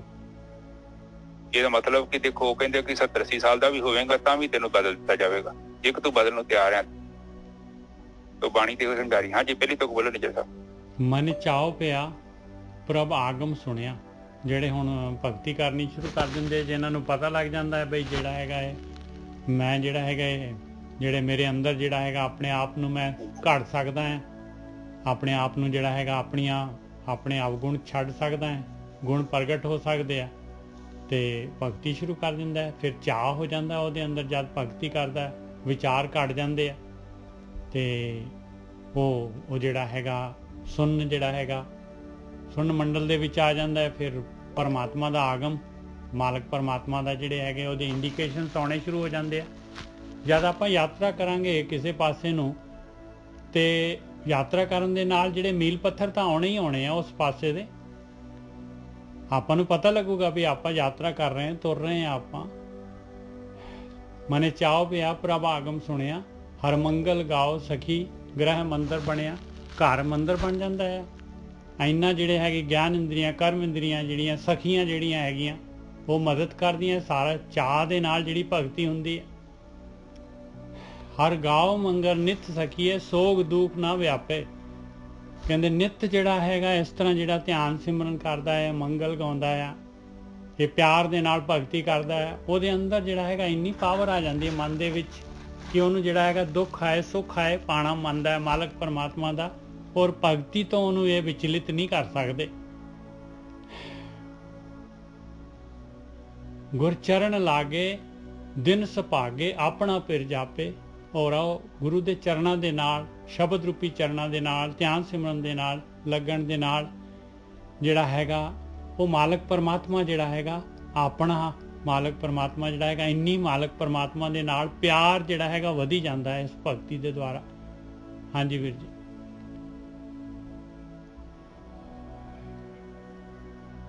ਹਾਂਜੀ ਬਿਲਕੁਲ ਠੀਕ ਹੈ ਜੀ। ਮਨ ਚਾਉ ਪਿਆ ਪ੍ਰਭ ਆਗਮ ਸੁਣਿਆ, ਆਗਮ ਸੁਣਿਆ। ਹਾਂ, ਹੁਣ ਦੇਖੋ ਅਗੰਮ ਦਾ ਮਤਲਬ ਹੈਗਾ ਆਗਮਨ, ਜਿਹੜਾ ਹਨਾ ਆਗਮਨ ਜਿਹੜਾ ਮਤਲਬ ਇਹ ਪਹੁੰਚ ਤੋਂ ਬਾਹਰ। ਨਹੀਂ ਆਗਮਨ, ਆਗਮਨ ਆਗਮਨ ਦਾ ਮਤਲਬ ਕੀ? ਆਗਮਨ ਮਤਲਬ ਪਰਮਾਤਮਾ ਦਾ ਆਉਣ ਦਾ, ਪਰਮਾਤਮਾ ਦਾ ਆਉਣ ਦਾ ਇੰਡੀਕੇਸ਼ਨ ਆ ਗਿਆ। ਉਹ ਅਗੰਮ ਹੈਗਾ ਜਿਹੜਾ। ਅੱਛਾ, ਉਹ ਅਗੰਮ ਹੈਗਾ ਗੋਰਕੀ ਸਾਹਿਬ। ਅਗੰਮ ਦਾ ਮਤਲਬ ਹੈ ਅਪਹੁੰਚ, ਇਹ ਆਗਮ ਹੈਗਾ। ਆਗਮ ਦਾ ਮਤਲਬ ਹੈ ਆਉਣ ਦਾ। ਬਈ ਆਗਮਨ, ਵੀ ਬਰਾਤ ਆ ਗਈ, ਬਰਾਤ का आगमन हो गया। हाँ ਆਉਣ ਦਾ ਸੁਣਿਆ, ਪਤਾ ਲੱਗ ਗਿਆ ਕਿ ਇਹ ਚੀਜ਼ ਆ ਰਹੀ ਹੈ, ਜਿੱਦਾਂ ਪਤਾ ਲੱਗ ਜਾਏ ਨਾ। ਹਾਂਜੀ ਹਾਂਜੀ ਬਸ, ਹਾਂਜੀ ਬਿਲਕੁਲ। ਹਾਂ, ਜਿੱਦਾਂ ਕੋਈ ਚੀਜ਼ ਆਉਣੀ ਹੋਵੇ, ਹਾਂਜੀ ਪਤਾ ਲੱਗ ਜਾਂਦਾ ਹੈ। ਕੋਈ 25-30 ਸਾਲ ਦਾ ਪ੍ਰਾਹੁਣਾ ਆ ਰਿਹਾ, ਪਹਿਲਾਂ ਮਿਲਿਆ ਸੀ, ਹਾਂ, ਪਤਾ ਲੱਗ ਗਿਆ ਫੋਨ ਤੇ ਕਿ ਬੰਦਾ ਆ ਰਿਹਾ ਹੈ, ਤੇ ਬੜਾ ਚਾਹ ਚੜਿਆ ਯਾਰ। ਕਿੰਨੇ ਸਾਲ ਹੋ ਗਏ ਸੀ ਮਿਲੇ ਸੀ, ਤੇ ਚਾਹ ਜਿਹਾ ਨਹੀਂ ਚੜ ਜਾਂਦਾ? ਚਾਹ ਚੜ ਜਾਂਦਾ। ਕੀ ਕਹਿੰਦੇ ਤੈਨੂੰ ਚਾਹ ਚੜ ਗਿਆ? ਬਸ ਉਦਾਂ ਹੀ ਪਿਆਰ ਸੀ ਕਿਸੇ ਦੇ ਨਾਲ, ਉਹ ਇੰਨੇ ਸਮੇਂ ਬਾਅਦ ਆ ਰਿਹਾ ਹੈ, ਔਰ ਉਹ ਚਾਹ ਜਿਹਾ ਚੜ ਗਿਆ। ਪਤਾ ਲੱਗ ਗਿਆ ਮੇਰੇ ਪਿਤਾ ਕਹਿੰਦੇ ਮਨ ਚਾਉ ਪਿਆ ਪ੍ਰਭ ਆਗਮ ਸੁਣਿਆ। ਮੈਨੂੰ ਪਤਾ ਲੱਗ ਗਿਆ, ਮੈਨੂੰ ਬੜੇ ਚਾਹ ਚੜ ਗਿਆ ਕਿ ਉਸ ਪਰਮਾਤਮਾ ਦੇ ਨਾਲ ਮਤਲਬ ਮਿਲਣ ਦੇ ਬਾਰੇ ਕਹਿ ਲਓ, ਉਹ ਮਤਲਬ ਮੇਰਾ ਮਿਲਣ ਹੋ ਸਕਦਾ ਹੈ, ਉਹ ਜਾਂ ਮੈਨੂੰ ਜਾਣ ਸਕਦਾ ਹੈ, ਜਾਂ ਮੈਂ ਅਨੁਭਵ ਕਰ ਸਕਦਾ ਹੈ, ਜਾਂ ਮੈਂ ਦੇਖ ਸਕਦਾ ਹੈ। ਮਤਲਬ ਜੋ ਵੀ ਪ੍ਰਮਾਤਮਾ ਦਾ ਅਨੁਭਵ ਹੈ, ਮੈਨੂੰ ਬੜੀ ਖੁਸ਼ੀ ਹੋਈ, ਮੈਨੂੰ ਆਨੰਦ, ਮੈਨੂੰ ਬੜਾ ਆਨੰਦ ਆ ਰਿਹਾ, ਮੈਨੂੰ ਗੁਦਗੁਦੀ ਹੋ ਰਹੀ ਹੈ, ਚਾਹ ਚੜ ਗਿਆ। ਸਮਥਿੰਗ ਡਿਫਰੈਂਟ, ਕੁਛ ਨਾ ਕੁਛ ਵਧੀਆ ਹੋਣ ਜਾ ਰਿਹਾ। ਠੀਕ ਹੈ ਨਿੱਜਰ ਸਾਹਿਬ, ਅੱਗੇ ਚਲੀ। ਹਰ ਮੰਗਲ ਗਾਓ ਸਖੀ ਗ੍ਰਹਿ ਮੰਦਰ ਬਣਿਆ। ਕਹਿੰਦੇ ਕਮਾਲ ਹੋ ਗਈ, ਮੇਰਾ ਘਰ ਜਿਹੜਾ ਹੈਗਾ, ਮੇਰਾ ਸਰੀਰ ਜਿਹੜਾ ਹੈਗਾ, ਮੇਰਾ ਮਨ ਜਿਹੜਾ ਹੈਗਾ, ਕਹਿੰਦੇ ਇਹੀ ਮੰਦਰ ਬਣ ਗਿਆ। ਕਿਉਂਕਿ ਇਹ ਮਾਲਕ ਤਾਂ ਆਲਰੇਡੀ ਸੀਗਾ, ਕਹਿੰਦੇ ਹੁਣ ਮੰਦਰ ਬਣ ਗਿਆ, ਪ੍ਰਗਟ ਹੋਣ ਲੱਗਿਆ ਉਹ ਮਾਲਕ ਪਰਮਾਤਮਾ। ਕਹਿੰਦੇ ਹੁਣ ਤਾਂ ਹੋਰ ਜ਼ਿਆਦਾ ਜਿਹੜਾ ਹੈਗਾ, ਇਹ ਮੇਰੀ ਸਹੇਲੀਓ, ਹੋਰ ਜ਼ਿਆਦਾ ਉਤਸ਼ਾਹ ਦੇ ਨਾਲ ਭਗਤੀ ਕਰੋ। ਹਾਂਜੀ ਵੀਰ ਜੀ। ਹਾਂਜੀ, ਕਹਿੰਦੇ ਇਸ ਤੋਂ ਵੱਧ ਮੈਨੂੰ ਇਹ ਖੁਸ਼ੀ ਹੋਈ ਕਿ ਉਸ ਆਪਣੀ ਇੰਦਰੀਆਂ ਨੂੰ ਕਹਿੰਦੇ ਨੇ, ਗਿਆਨ ਇੰਦਰੀਆਂ, ਕਰਮ ਇੰਦਰੀਆਂ ਨੂੰ, ਹਰ ਮੰਗਲ ਗਾਓ ਸਖੀ ਗ੍ਰਹਿ ਮੰਦਰ ਬਣਿਆ। ਕਿ ਮੈਨੂੰ ਜਿਹੜਾ ਮੈਂ ਬਾਹਰ ਲੱਭਣ ਦਿਆਂ ਸਾਂ, ਮੈਂ ਪਤਾ ਨਹੀਂ ਕਿੱਥੇ ਸੋਚਾਂ ਦਿਆਂ, ਮੇਰਾ ਗ੍ਰਹਿ ਹੀ ਮੰਦਰ ਬਣ ਗਿਆ, ਔਰ ਉਹ ਮੇਰੇ ਅੰਦਰ ਹੀ ਹੈਗਾ। ਉਹ ਮਤਲਬ ਐਸੀ ਚੀਜ਼ ਜਿਹੜੀ ਚੀਜ਼ ਦੀ ਮੈਂ ਲੱਭ ਰਿਹਾ ਸੀ, ਪਹਿਲਾਂ ਤਾਂ ਮੈਨੂੰ ਪਤਾ ਹੀ ਨਹੀਂ ਸੀ। ਮੈਂ ਪਤਾ ਨਹੀਂ ਕਿੱਥੋਂ ਲੱਭਣ ਦਿਆਂ ਸਾਂ, ਧਾਰਮਿਕ ਸਥਾਨਾਂ ਚ, ਨਦੀਆਂ ਚ, ਨਹਿਰਾਂ ਚ, ਲੋਕਾਂ ਦੇ ਕੋਲੋਂ, ਮੂਰਤੀਆਂ ਚ ਬਹੁਤ ਗਤੀ ਕੀਤੀ। ਹੁਣ ਕਹਿੰਦੇ ਇੰਦਰੀਆਂ ਨੂੰ ਕਿਹਾ ਕਿ ਹਰ ਮੰਗਲ ਗਾਓ ਸਖੀ, ਇਹ ਮੇਰੀ ਇੰਦਰੀਓ ਮੰਗਲ ਗਾਓ। ਮੰਗਲ ਮਤਲਬ ਖੁਸ਼ੀ ਦੇ ਗਾਣੇ। ਕੋਈ ਅੰਨੇ ਜਸਬ ਹੁੰਦੇ ਹੈ ਨਾ। ਹਾਂਜੀ ਹਾਂਜੀ, ਖੁਸ਼ੀ। ਹਾਂਜੀ ਬਿਲਕੁਲ, ਆਹੀ ਖੁਸ਼ੀ ਹੈ ਪਰਮਾਤਮਾ। ਇਹ 16 ਕਹਿੰਦੇ ਬਾਣੀ ਉਹਨੂੰ, ਪਰਮਾਤਮਾ ਦਾ ਖੁਸ਼ੀ ਦਾ ਗੀਤ, ਮਿਲਣ ਦਾ ਗੀਤ। ਹਾਂ, ਮੰਗਲ ਕਹਿੰਦੇ ਨਾ, ਬੜਾ ਮਹੂਰਤ, ਮੰਗਲ ਬਹੁਤ ਮੰਗਲ ਮਹੂਰਤ ਹੈ, ਬੜਾ ਸ਼ੁਭ ਹੈ, ਬੜਾ ਸ਼ੁਭ ਟਾਈਮ ਆ ਗਿਆ। ਕਹਿੰਦੀ ਇੰਦਰੀਓ ਬੜਾ ਸ਼ੁਭ ਟਾਈਮ ਆ ਗਿਆ। ਮੇਰਾ ਗ੍ਰਹਿ ਜਿਹੜਾ ਮਤਲਬ ਮੇਰਾ ਸਰੀਰ ਰੂਪੀ ਜਿਹੜਾ ਗ੍ਰਹਿ ਹੈ, ਉਹ ਮੰਦਿਰ ਬਣ ਗਿਆ। ਕਿਹਦਾ ਬਣ ਗਿਆ? ਹਰ ਦਾ ਮੰਦਿਰ ਬਣ ਗਿਆ। ਮੈਨੂੰ ਕਿੱਡੀ ਵੱਡੀ ਗੱਲ ਹੈ ਕਿ ਪ੍ਰਮਾਤਮਾ ਮੇਰੇ ਵਿੱਚ, ਉਹ ਜਿਹੜੀ ਚੀਜ਼ ਮੈਂ ਸੁਣੀ ਸੀ, ਕਿਤਾਬਾਂ ਗ੍ਰੰਥਾਂ ਚ ਪੜ੍ਹੀ ਸੀ, ਉਹ ਮੇਰੇ ਜੀਵਨ ਚ ਹੋ ਰਹੀ। ਹੁਣ ਕੋਈ ਇੱਕ ਗੁਦਗੁਦੀ ਹੋ ਰਹੀ ਮੈਨੂੰ ਕਿ ਔਰ ਉਹ ਕੁੜੀ ਨੇ ਵੇਖਿਆ ਸੰਦੀਪ ਕਹਿੰਦੀ ਆ ਕਿ ਮੈਨੂੰ ਪਤਾ ਹੀ ਨਹੀਂ ਖੁਸ਼ੀ ਕੀ ਗਿਆ, ਮੈਨੂੰ ਸਮਝ ਨਹੀਂ ਜਾਣਦੀ, ਮੈਂ ਡਰਦੀ ਹਾਂ। ਉਹ ਬਾਣੀ ਚ ਇੱਕ ਜਗ੍ਹਾ ਲਿਖਿਆ ਕਿ ਮੈਂ ਬਾਰ-ਬਾਰ ਆਪਣਾ ਲਾਲ ਕੱਢ ਕੇ ਵੇਖਣਾ ਕਿਤੇ ਗਵਾਚ ਨਹੀਂ ਗਿਆ। ਹੁਣ ਕਈ ਵਾਰੀ ਮੈਨੂੰ ਕਹਿੰਦੇ ਨੇ ਜਿਨ੍ਹਾਂ ਵੀਰਾਂ ਨੂੰ ਸਮਾਧੀ ਨਹੀਂ ਕਈ ਵਾਰੀ ਲੱਗਦੀ, ਲੱਗ ਜੇ ਕਿ ਮੁੜ ਕੇ 2-3 ਦਿਨ ਨਹੀਂ ਲੱਗਦੀ ਤੇ ਕਹਿੰਦੇ ਵੀ ਜੀ ਸਮਾਧੀ ਨਹੀਂ ਲੱਗਦੀ, ਉਹਨਾਂ ਨੂੰ ਟੈਨਸ਼ਨ ਵੱਧ ਜਾਂਦੀ ਨਜ਼ਰ ਸਾਹਿਬ। ਲਾਲ ਆ ਮੋਤੀ ਮਿਲ ਗਿਆ ਵਾ, ਹੁਣ ਸੋਚਦੀ ਹੈ ਕਿ ਗਵਾਚ ਨਾ ਜਾਵੇ। ਤੇ ਉਹ ਤੇ ਚਲੋ ਅਵਸਥਾ ਹੀ ਆ, 2-4 ਦਿਨ ਨਹੀਂ ਲੱਗੀ ਤੇ ਫਿਰ ਲੱਗਣੀ ਸਮਾਧੀ ਥੋੜੀ ਲੱਗਣੀ ਬੰਦ ਹੋ ਜਾਣੀ। ਬਟ ਸਮਾਧੀ ਵੱਲ ਤਾਂ ਕੋਈ ਜਾਂਦਾ ਹੀ ਨਹੀਂ, ਸਮਾਧੀ ਥੋੜੀ ਮਨਾ ਕਰਨ ਦੀ ਕਿ ਮੈਂ ਨਹੀਂ ਲੱਗਣਾ। ਤੇ ਹਾਂਜੀ ਨਜ਼ਰ ਸਾਹਿਬ ਅੱਗੇ ਚਲੀਏ। ਹਰ ਗਾਓ ਮੰਗਲ ਨਿਤ ਸਖੀਏ। ਦੇਖੋ ਹੁਣ ਕਹਿ ਰਹੇ, ਕਹਿੰਦੇ ਮਨ ਕਹਿੰਦਾ ਹੈ ਮੇਰੀ ਸਹੇਲੀਓ, ਹੈ ਮੇਰੀ ਗਿਆਨ ਇੰਦਰੀਓ, ਕਰਮ ਇੰਦਰੀਓ, ਹੁਣ ਇਹ ਧਿਆਨ ਸਿਮਰਨ ਨਿਤ ਕਰੋ, ਸੋਗ ਦੁੱਖ ਨਾ ਵਿਆਪੇ। ਕਹਿੰਦੇ ਹੁਣ ਸੋਗ ਜਿਹੜਾ ਹੈਗਾ, ਉਦਾਸੀ, ਦੁੱਖ, ਕਹਿੰਦੇ ਕੁਛ ਨਹੀਂ ਮਹਿਸੂਸ ਹੁੰਦਾ, ਬਸ ਸਾਰਾ ਭਾਣਾ ਆ ਪਰਮਾਤਮਾ ਦਾ। ਦੁੱਖ ਆਏ ਸੁੱਖ ਆਏ, ਬਸ ਕਹਿੰਦੇ ਬਸ ਹੁਣ ਮੰਗਲ ਗਾਓ, ਹੁਣ ਜਿਹੜਾ ਹੈਗਾ ਧਿਆਨ ਸਿਮਰਨ ਕਰੀ ਜਾਓ। ਦੁੱਖ ਸੁੱਖ ਤਾਂ ਵਿਚਾਰ ਹੈ, ਆਪਣੇ ਵਿਚਾਰਾਂ ਤੋਂ ਉੱਪਰ ਉੱਠ ਗਿਆ। ਹੁਣ ਤਾਂ ਜਿਹੜਾ ਹੈਗਾ ਸੁਨ ਮੰਡਲ ਦੇ ਵਿੱਚ ਚਲਾ ਗਿਆ। ਉੱਥੇ ਹੁਣ ਕਿਹੜਾ ਦੁੱਖ ਸੁੱਖ ਵਿਆਪਦਾ? ਉੱਥੇ ਤਾਂ ਸਰੀਰ ਦਾ ਵੀ ਨਹੀਂ ਪਤਾ ਲੱਗਦਾ ਵੀ ਮੇਰਾ ਸਰੀਰ ਹੈਗਾ ਕਿ ਨਹੀਂ ਹੈਗਾ। ਗੁਰ ਚਰਨ ਲਾਗੇ ਦਿਨ ਸੁਭਾਗੇ, ਆਪਣਾ ਪਿਰ ਜਾਪੇ। ਕਹਿੰਦੇ ਗੁਰੂ ਦੇ ਚਰਨਾਂ ਦੇ ਨਾਲ ਲੱਗ ਗਏ, ਸ਼ਬਦ ਰੂਪੀ ਚਰਨਾਂ ਦੇ ਨਾਲ। ਗੁਰੂ ਦੀ ਪੂਰੀ ਗੁਰੂ ਦੀ ਮੱਤ ਜਿਹੜੀ ਹੈਗੀ ਆ, ਉਹਦੇ ਅਨੁਸਾਰ ਜਿਹੜੀ ਹੈਗੀ ਆ ਇਹ ਕਾਰਵਾਈ ਕੀਤੀ। ਕਹਿੰਦੇ ਇਹ ਦਿਨ ਭਾਗਾਂ ਵਾਲੇ ਦਿਨ ਆ ਗਏ। ਗੁਰਚਰਨ ਲਾ ਕੇ ਦਿਨ ਸੁਭਾਗੇ, ਆਪਣਾ ਫਿਰ ਜਾਪੇ। ਹੁਣ ਉਹ ਮਾਲਕ ਪਰਮਾਤਮਾ ਆਪਣਾ ਲੱਗਣ ਲੱਗ ਗਿਆ, ਪਿਆਰਾ ਆਪਣਾ ਲੱਗਣ ਲੱਗ ਗਿਆ ਮਾਲਕ ਪਰਮਾਤਮਾ। ਹਾਂਜੀ ਵੀਰ ਜੀ। ਹੁਣ ਕਹਿੰਦੇ ਆ, ਪਹਿਲਾਂ ਮੈਂ ਥੜੀ ਤੁਕ ਦੀ ਵਿਆਖਿਆ ਕਰਾਂਗਾ ਫਿਰ ਉੱਪਰ ਆਉਣਾ। ਹਾਂਜੀ ਵੀਰ। ਕਹਿੰਦੇ ਗੁਰੂ ਚਰਨ ਲਾਗੇ ਦਿਨ ਸੁਭਾਗੇ, ਆਪਣਾ ਫਿਰ ਜਾਪੇ ਮਤਲਬ ਜਾਪਦਾ ਹੈ, ਦਿਸਦਾ ਹੈ, ਪਤਾ ਲੱਗਦਾ ਹੈ ਵੀ ਮੇਰਾ ਹੈ ਮਾਲਕ ਪਰਮਾਤਮਾ। ਹਾਂ, ਹੁਣ ਕਹਿੰਦੇ ਆ ਕਿ ਭਲਾ ਹੋਵੇ ਉਹਨਾਂ ਗੁਰਮੁਖਾਂ ਦੀ ਸੰਗਤ ਦਾ। ਦਿਨ ਸੁਭਾਗੇ ਬੜਾ ਕਰਮਾਂ ਵਾਲਾ ਦਿਨ। ਹੁਣ ਏਦਾਂ ਦਾ ਸਮਾਂ ਆ ਗਿਆ ਕਿ ਉਹ ਜਿਹੜਾ ਪਰਮਾਤਮਾ ਮੈਨੂੰ ਲੱਭਦਾ ਫਿਰਦਾ, ਹੁਣ ਮੈਨੂੰ ਲੱਗਦਾ ਮੇਰਾ ਆਪਣਾ ਵਾ। ਆਪਣੀ ਨਹੀਂ ਹੁੰਦੀ ਨੇ ਜੇ ਸਭ ਕੋਈ ਚੀਜ਼। ਇਹੋ ਕਹਿਣਾ ਚਾਹੁੰਦੀ ਬਾਣੀ ਕਿ ਹੋਰ ਬਿਲਕੁਲ ਇਹੀ ਕਹਿ ਰਹੀ ਕਿ ਮਤਲਬ ਜਿੱਦਾਂ ਮੇਰਾ ਪਿਓ ਆ, ਮੇਰੀ ਮਾਂ, ਕਿੰਨਾ ਆਪਣਾ ਆਪਣੇ ਤੇ ਮੇਰੀ ਹੈ ਨਾ। ਇਹ ਤਾਂ ਤੁਸੀਂ ਕਹਿ ਦੋ ਤੁਹਾਡੇ ਬੱਚੇ, ਤੁਹਾਡੇ ਮਾਂ ਪਿਓ ਆਪਣੇ, ਬਹੁਤ ਜ਼ਿਆਦਾ ਨਿੱਜੀ ਆਪਣਾ ਪਿਆਰ, ਕੋਈ ਵਿੱਚ ਗੈਪ ਨਹੀਂ ਹੈਗਾ, ਕੋਈ ਥਰਡ ਪਰਸਨ ਨਹੀਂ ਹੈਗਾ, ਬਿਲਕੁਲ ਬਲੱਡ ਰਿਲੇਸ਼ਨ, ਆਪਣਾ ਰਿਲੇਸ਼ਨ। ਜਿੱਦਾਂ ਬਾਹਰ ਦੇ ਮੁਲਕਾਂ 'ਚ ਕਹਿੰਦੇ ਨੇ ਕਿ ਬਲੱਡ ਰਿਲੇਸ਼ਨ 'ਚ ਕੋਈ ਹੈਗਾ ਤੇ ਤੈਨੂੰ ਬਾਹਰ ਕਰ ਸਕਦਾ, ਕਹਿਣ ਤੋਂ ਭਾਵ ਕਿ ਆਪਣਾ, ਬਿਲਕੁਲ ਹੀ ਆਪਣਾ, ਮੇਰੇ ਆਪਣਿਆਂ ਵਾਂਗੂ ਲੱਗ ਰਿਹਾ ਮੈਨੂੰ। ਔਰ ਸੰਗਤ ਮਿਲੀ ਆ ਜਿਨ੍ਹਾਂ ਨੇ ਮੈਨੂੰ ਉਹ ਜਿਹੜਾ ਸੁਭਾਗੇ ਦਿਨ ਆ ਗਿਆ, ਕਰਮ ਵਾਲਾ ਦਿਨ ਆ ਗਿਆ। ਕਹਿੰਦੇ ਨੇ ਕਿ ਦਿਨ ਵੀ ਤੇ ਕਰਮ ਵਾਲੇ ਹੁੰਦੇ ਨਾ, ਸਾਰੇ ਦਿਨ ਕਰਮ ਵਾਲੇ ਥੋੜੀ ਹੁੰਦੇ ਆ। ਦਿਨ ਤੇ ਉਹ ਕਰਮ ਵਾਲਾ ਜਦੋਂ ਤੁਹਾਡੀ ਅਧਿਆਤਮਕ ਵੱਲ ਯਾਤਰਾ ਸ਼ੁਰੂ ਹੋ ਜਾਂਦੀ, ਉਹ ਬੜਾ ਕਰਮ ਵਾਲਾ ਦਿਨ। ਵੈਸੇ ਵੀ ਲਿਖਿਆ ਕਰੋ ਦਿਨ, ਖਾਸ ਕਰਕੇ ਜਨਮ ਤੇ ਉਦੋਂ ਹੀ ਹੁੰਦਾ ਬੰਦੇ ਦਾ, ਬਾਕੀ ਤੇ ਦਿਨ ਐਵੇਂ ਆਉਣਾ ਜਾਣਾ ਹੀ ਆ।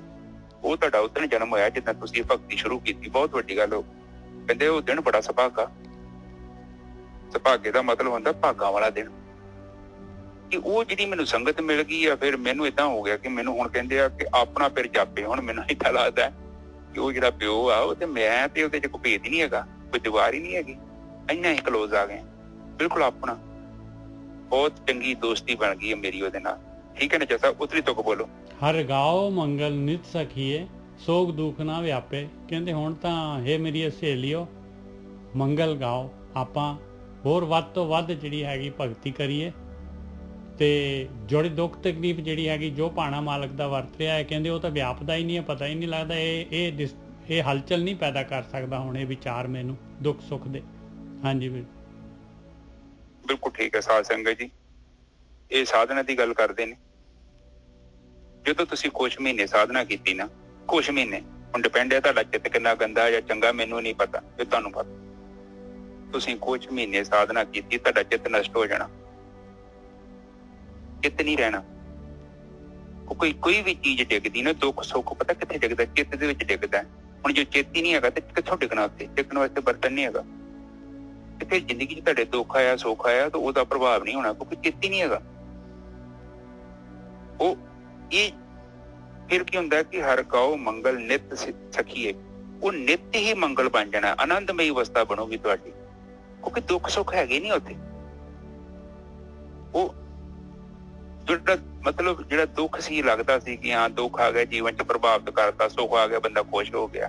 ਹੁਣ ਦੁੱਖ ਹੋਏ ਤੇ ਜਗ੍ਹਾ ਹੀ ਨਹੀਂ ਹੈਗੀ ਕਿਉਂਕਿ ਉਹ ਬਰਤਨ ਹੀ ਜਿਹੜਾ ਨਸ਼ਟ ਹੋ ਗਿਆ। ਹੁਣ ਕਹਿੰਦੇ ਕਿ ਨਿਤ ਸਖੀਏ ਹਰ ਗਾਓ ਮੰਗਲ ਨਿਤ ਸਖੀਏ, ਔਰ ਉਹ ਜਿਹੜਾ ਸਖੀ ਦੇ ਨਾਲ ਮੰਗਲ ਗਾਉਣਾ ਤੇ ਉਹਦਾ ਹੀ ਭਗਤੀ ਹੈ, ਧਿਆਨ ਸਿਮਰਨ। ਔਰ ਤੁਸੀਂ ਜਿਵੇਂ ਜਿਵੇਂ ਧਿਆਨ ਸਿਮਰਨ ਕੀਤਾ ਉਹ ਤੁਹਾਡੇ ਜੀਵਨ 'ਚ ਜਿੰਨੇ ਵੀ ਦੁੱਖ ਨੇ, ਪਹਿਲੀ ਗੱਲ ਦੁੱਖ ਰਹਿਣਾ ਹੀ ਕੋਈ ਨਹੀਂ ਨਿੱਜਰ ਸਾਹਿਬ। ਦੁੱਖ ਪਤਾ ਕੀ ਹੈ? ਦੁੱਖ ਕੁਛ ਵੀ ਨਹੀਂ ਹੈਗਾ। ਦੁੱਖ ਹੈ ਸਾਡਾ ਅਗਿਆਨ। ਅਸੀਂ ਪਤਾ ਕੀ ਚਾਹੁੰਦੇ ਆ ਕਿ ਆਪਣੀ ਮਰਜ਼ੀ ਨਾਲ ਸਾਡਾ ਜੀਵਨ ਚੱਲੇ।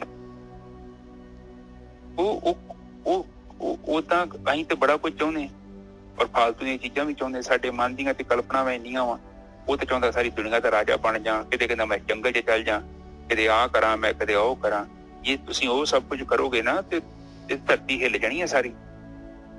ਇਹ ਕੁਦਰਤ ਨੇ ਨਿਯਮ ਬਣਾਇਆ। ਕੋਈ ਵੀ ਚੀਜ਼ ਸਾਡੇ ਜੀਵਨ 'ਚ ਵਾਪਰਦੀ ਹੈ ਨਾ ਉਹਦੇ ਪਿੱਛੇ ਸੰਸਕਾਰ ਨੇ। ਇਹ ਜਿਹੜਾ ਮਨ ਹੈਗਾ ਨਾ 20% ਜਿਹੜਾ ਫੈਸਲਾ ਕਰਦਾ ਵਾ, ਉਹਦਾ ਫੈਸਲਾ ਵੀ ਨਿੱਜਰ ਸਾਹਿਬ ਉਹ 90% ਤੇ ਡਿਪੈਂਡ ਆ। ਇਹ ਆਪਾਂ ਲੋਕ ਸੋਚਦੇ ਆ ਨਾ ਕਿ ਮੈਂ ਆਹ ਕੰਮ ਕੀਤਾ, ਮੈਂ ਉਹ ਕੀਤਾ। ਤੂੰ ਕੁਛ ਵੀ ਨਹੀਂ ਕੀਤਾ। ਤੂੰ ਕੇਵਲ ਇੱਕ ਤੈਨੂੰ ਕਮਾਂਡ ਆਈ, ਤੂੰ ਕਰਤਾ। ਬੰਦਾ ਕਹਿੰਦਾ ਜੀ ਮੈਨੂੰ ਲੱਗਾ ਜੀ ਮੈਂ ਰਸਗੁੱਲਾ ਖਾਣਾ ਵਾ, ਮੈਨੂੰ ਬੜਾ ਸਵਾਦ ਲੱਗਦਾ, ਮੈਨੂੰ ਸਵਾਦ ਲੱਗਾ ਮੈਂ ਇਸ ਕਰਕੇ ਖਾਧਾ। ਨਹੀਂ, ਪਹਿਲਾਂ ਵੀ ਤੇਰੇ ਜੀਵਨ ਦੇ ਵਿੱਚ ਰਸਗੁੱਲੇ ਦੀ ਕੋਈ ਮਹਾਨਤਾ ਹੈਗੀ ਆ। ਉਹ ਉਸ ਚੀਜ਼ ਨੇ ਤੈਨੂੰ ਮਜਬੂਰ ਕੀਤਾ ਤੂੰ ਜਾ ਕੇ ਰਸਗੁੱਲਾ ਖਾ। ਤੇਰਾ ਕੋਈ ਵੀ ਕਰਮ ਹੈਗਾ ਹੈ ਉਹਦੇ ਪਿੱਛੇ ਤੇਰਾ ਜਿਹੜਾ 90% ਜਿਹੜੇ ਸੰਸਕਾਰ ਨੇ ਉਹ ਤੈਨੂੰ ਸਪੋਰਟ ਕਰ ਰਹੇ ਨੇ ਨਿੱਜਰ ਸਾਹਿਬ, ਤੇ ਤੂੰ ਬਸ ਉਹ ਤਾਂ ਕਰ ਰਿਹਾ। ਗੁਰਮੁਖਾਂ ਦੀ ਵਿੱਚ ਜਦੋਂ ਆਪਾਂ ਸੰਗਤ 'ਚ ਬਹਿੰਦੇ ਆ ਤੇ ਫਿਰ ਪਤਾ ਲੱਗਦਾ ਕਿ ਮੈਂ ਤੇ ਕਠਪੁਤਲੀ ਆ, ਮੈਂ ਤੇ ਰੋਬਟ ਡਮੀ। ਮੇਰੇ ਅੱਗੇ ਨੂੰ ਕਿਸੇ ਨੇ ਉਹ ਜਿੱਦਾਂ ਰਿਮੋਟ ਨਹੀਂ ਹੁੰਦਾ ਕੋਈ ਬੱਚਿਆਂ ਦੇ ਰਿਮੋਟ, ਸੱਜਾ ਸਤਾਂ ਖੱਬਾ ਸਤਾਂ, ਸੱਜੇ ਮੁੜ ਜਾ ਖੱਬੇ ਮੁੜ ਜਾ, ਉਹ ਕਾਰ ਵਾਂਗੂ। ਆਪਾਂ ਉਹਦੇ ਸੰਸਕਾਰ ਹੈਗੇ ਨੇ ਸਾਡੇ ਚਿੱਤ ਦੇ ਵਿੱਚ, ਉਹਨਾਂ ਦੇ ਕਰਕੇ ਆਪਾਂ ਜੀਵਨ ਬਤੀਤ ਕਰ ਰਹੇ ਹਾਂ ਔਰ ਸਾਨੂੰ ਪਤਾ ਹੀ ਨਹੀਂ। ਅਸੀਂ ਉਹ ਵੀ ਖਾ ਰਹੇ ਹਾਂ ਜਿਹੜਾ ਨਹੀਂ ਖਾਣਾ। ਸਾਨੂੰ ਪਤਾ ਵਾ ਇਹ ਚੀਜ਼ ਨਹੀਂ ਆ ਸਾਡੀ। ਸਾਨੂੰ ਪਤਾ ਹੈ ਕਿ ਬੇਈਮਾਨੀ ਆ, ਪਰ ਫਿਰ ਵੀ ਆਪਾਂ ਕਰ ਰਹੇ ਹਾਂ। ਰੋਕ ਹੀ ਨਹੀਂ ਪਾਉਂਦੇ ਆਪਾਂ ਆਪਣੇ ਆਪ ਨੂੰ ਨਿੱਜਰ ਸਾਹਿਬ। ਬਿਲਕੁਲ ਸਹੀ ਗੱਲ ਹੈ। ਇਹਦਾ ਮਤਲਬ ਕੋਈ ਫੋਰਸ ਹੈਗੀ ਆ। ਫੋਰਸ ਕੀ ਉਹੀ ਹੈਗੇ ਸੰਸਕਾਰ। ਬੰਦੇ ਨੂੰ ਧੂਈ ਫਿਰਦੇ ਆ। ਬੰਦਾ ਕੈਸੇ ਕਰਮ ਕਰਦਾ, ਐਸੇ ਕਰਮ ਕਰ ਜਾਂਦਾ, ਮੁੜ ਕੇ ਪਛਤਾਉਂਦਾ। ਪਰ ਤੁਸੀਂ ਅਕਸਰ ਪਛਤਾਉਂਦੇ ਜੋ। ਇੱਕ ਸ਼ਰਾਬੀ ਬੰਦਾ ਸਵੇਰੇ ਉੱਠਦਾ ਮਨਾ ਕਰਦਾ ਅੱਜ ਨਹੀਂ ਮੈਂ ਸ਼ਰਾਬ ਪੀਣੀ, ਸ਼ਾਮੀ ਉਹੀ ਸ਼ਰਾਬੀ ਵੇਖੋਗੇ ਉਹ ਠੇਕੇ ਤੇ ਗਾੜੀ ਖਲੋਤਾ ਹੋਊਗਾ ਸਭ ਤੋਂ ਅੱਗੇ। ਉੱਥੇ ਕਿਉਂ ਨਹੀਂ? ਉਹ ਕਿਉਂ ਚਲ ਗਿਆ ਜੇ ਉਹਨੇ ਮਨਾ ਕੀਤਾ ਮੈਂ ਨਹੀਂ ਪੀਊਂਗਾ? ਜਿਹਨੇ ਵਾਅਦਾ ਕੀਤਾ ਸੀ ਉਹ ਕੌਣ ਸੀ? ਸ਼ਾਮੀ ਜਿਹੜਾ ਉੱਥੇ ਗਿਆ ਸੀ ਉਹ ਕੌਣ ਸੀ? ਉਹ 90% ਪਾਵਰਫੁਲ ਬਹੁਤ ਹੈ, ਬਹੁਤ ਪਾਵਰਫੁਲ। ਉਹ ਕਹਿੰਦਾ ਹੈ ਕਿ ਚਰਨਜੀਤ ਜਿਹੜਾ ਘੁਮਾਰ ਦਾ ਚੱਕਾ ਤੂੰ ਤਾਂ ਖੁਦ ਹੀ ਘੁਮਾਇਆ ਸੀ, ਇੰਨੀ ਫਾਸਟ ਘੁਮਾ ਕੇ ਤੇ ਹੁਣ ਮੈਨੂੰ ਤੂੰ ਕਹਿੰਦਾ ਬੰਦ ਕਰ ਦੇ। ਇੱਕਦਮ ਕਿੱਥੋਂ ਬੰਦ ਹੋਊਗਾ ਜੀ ਸਾਹਿਬ? ਬਿਲਕੁਲ ਸਹੀ ਗੱਲ ਹੈ ਜੀ। ਤੇ ਉਹ ਬੰਦੇ ਨੂੰ ਸੰਸਕਾਰ ਜਿਹੜੇ ਹੁੰਦੇ ਆ ਉਹ ਬੰਦੇ ਨੂੰ ਜਿੱਦਾਂ ਨਾ ਇੱਕ ਤਗੜਾ ਬੰਦਾ ਹੋਵੇ ਤੇ ਇੱਕ ਮਾੜਾ ਬੰਦਾ ਹੋਵੇ, ਤਗੜਾ ਬੰਦਾ ਐਵੇਂ ਚਪੇੜਾ ਮਾਰ ਕੇ ਉਹਨੂੰ ਨੱਪੀ ਜਾਂਦਾ। ਬਿਲਕੁਲ ਇਸੇ ਤਰ੍ਹਾਂ ਸੰਸਕਾਰ ਸਾਨੂੰ ਨੱਪੀ ਫਿਰਦੇ ਆ। ਪਰ ਇੱਕ ਤਰੀਕਾ ਹੈਗਾ ਸਾਡੇ ਅੰਦਰ, ਇੱਕ ਬ੍ਰਹਮਾ ਗਣਿਆ ਨਾਮ ਹੈਗਾ। ਜਦੋਂ ਉਹਨੂੰ ਪ੍ਰਗਟ ਕਰਾਂਗੇ ਤੇ ਅਸੀਂ ਵੀ ਉਹਨੂੰ ਨੱਪ ਸਕਦੇ ਹਾਂ। ਸਾਡੇ 'ਚ ਪਾਵਰ ਆ ਜਾਏਗੀ। ਫਿਰ 10% ਹੀ ਜਿਹੜਾ ਹੈ ਨਾ ਉਹ ਪੂਰੀ ਗੇਮ ਕਮਾ ਸਕਦਾ। ਹਾਂਜੀ ਨਿੱਜਰ ਸਾਹਿਬ ਅੱਗੇ ਤਾਂ ਕਮਾ ਲਿਆ ਜੀ। ਕਹਿੰਦੇ ਅਨਹਤ ਪਾਣੀ ਗੁਰ ਸ਼ਬਦੇ ਜਾਣੀ। ਕਹਿੰਦੇ ਸ਼ਬਦ ਅਭਿਆਸ ਦੇ ਨਾਲ, ਗੁਰੂ ਦੀ ਮੱਤ ਦੇ ਨਾਲ, ਧਿਆਨ ਸਿਮਰਨ ਦੇ ਨਾਲ ਕਮਾਲ ਹੀ ਹੋ ਗਿਆ। ਕਹਿੰਦੇ ਬਗੈਰ ਆਹਤ ਦੇ, ਅਨਹਤ ਕੋਈ ਭਜਾਉਂਦਾ ਨਹੀਂ ਹੈ, ਕੋਈ ਆਹਤ ਨਹੀਂ ਕਰ ਰਿਹਾ, ਕੋਈ ਐਕਸ਼ਨ ਨਹੀਂ ਹੈਗਾ। ਆਪਣੇ ਆਪ ਜਿਹੜੀ ਹੈਗੀ ਉਹ ਮਾਲਕ ਦੇ ਦਰ ਤੋਂ ਜਿਹੜੀ ਹੈਗੀ ਆ ਉਹਦੀ ਆਵਾਜ਼ ਜਿਹੜੀ ਹੈਗੀ ਮੈਨੂੰ ਆ ਰਹੀ ਹੈ। ਅਨਹਤ ਬਾਣੀ ਗੁਰ ਸ਼ਬਦੇ ਜਾਣੀ, ਹਰ ਨਾਮ ਹਰ ਰਸ ਭੋਗੋ। ਕਹਿੰਦੇ ਕਮਾਲ ਹੋ ਗਿਆ, ਅੰਮ੍ਰਿਤ ਵੀ ਆਉਣ ਲੱਗ ਪਿਆ ਪਰਮੇਸ਼ਰ ਦੇ ਨਾਮ ਦੇ ਨਾਲ। ਕਹਿੰਦੇ ਆਹ ਚੀਜ਼ ਮੇਰੇ ਜੀਵਨ ਦੇ ਵਿੱਚ ਘਟ ਗਈ। ਹਰ ਨਾਮ ਹਰ ਰਸ ਭੋਗੋ, ਨਾਮ ਪਦਾਰਥ ਕਹੇ ਨਾਨਕ। ਹੁਣ ਕੀ ਹੋਇਆ? ਹੁਣ ਆਖਰੀ ਜਿਹੜਾ ਹੈਗਾ ਕਹੇ ਨਾਨਕ ਪ੍ਰਭ ਆਪ ਮਿਲਿਆ ਕਰਨ ਕਾਰਨ ਜੋਗੋ।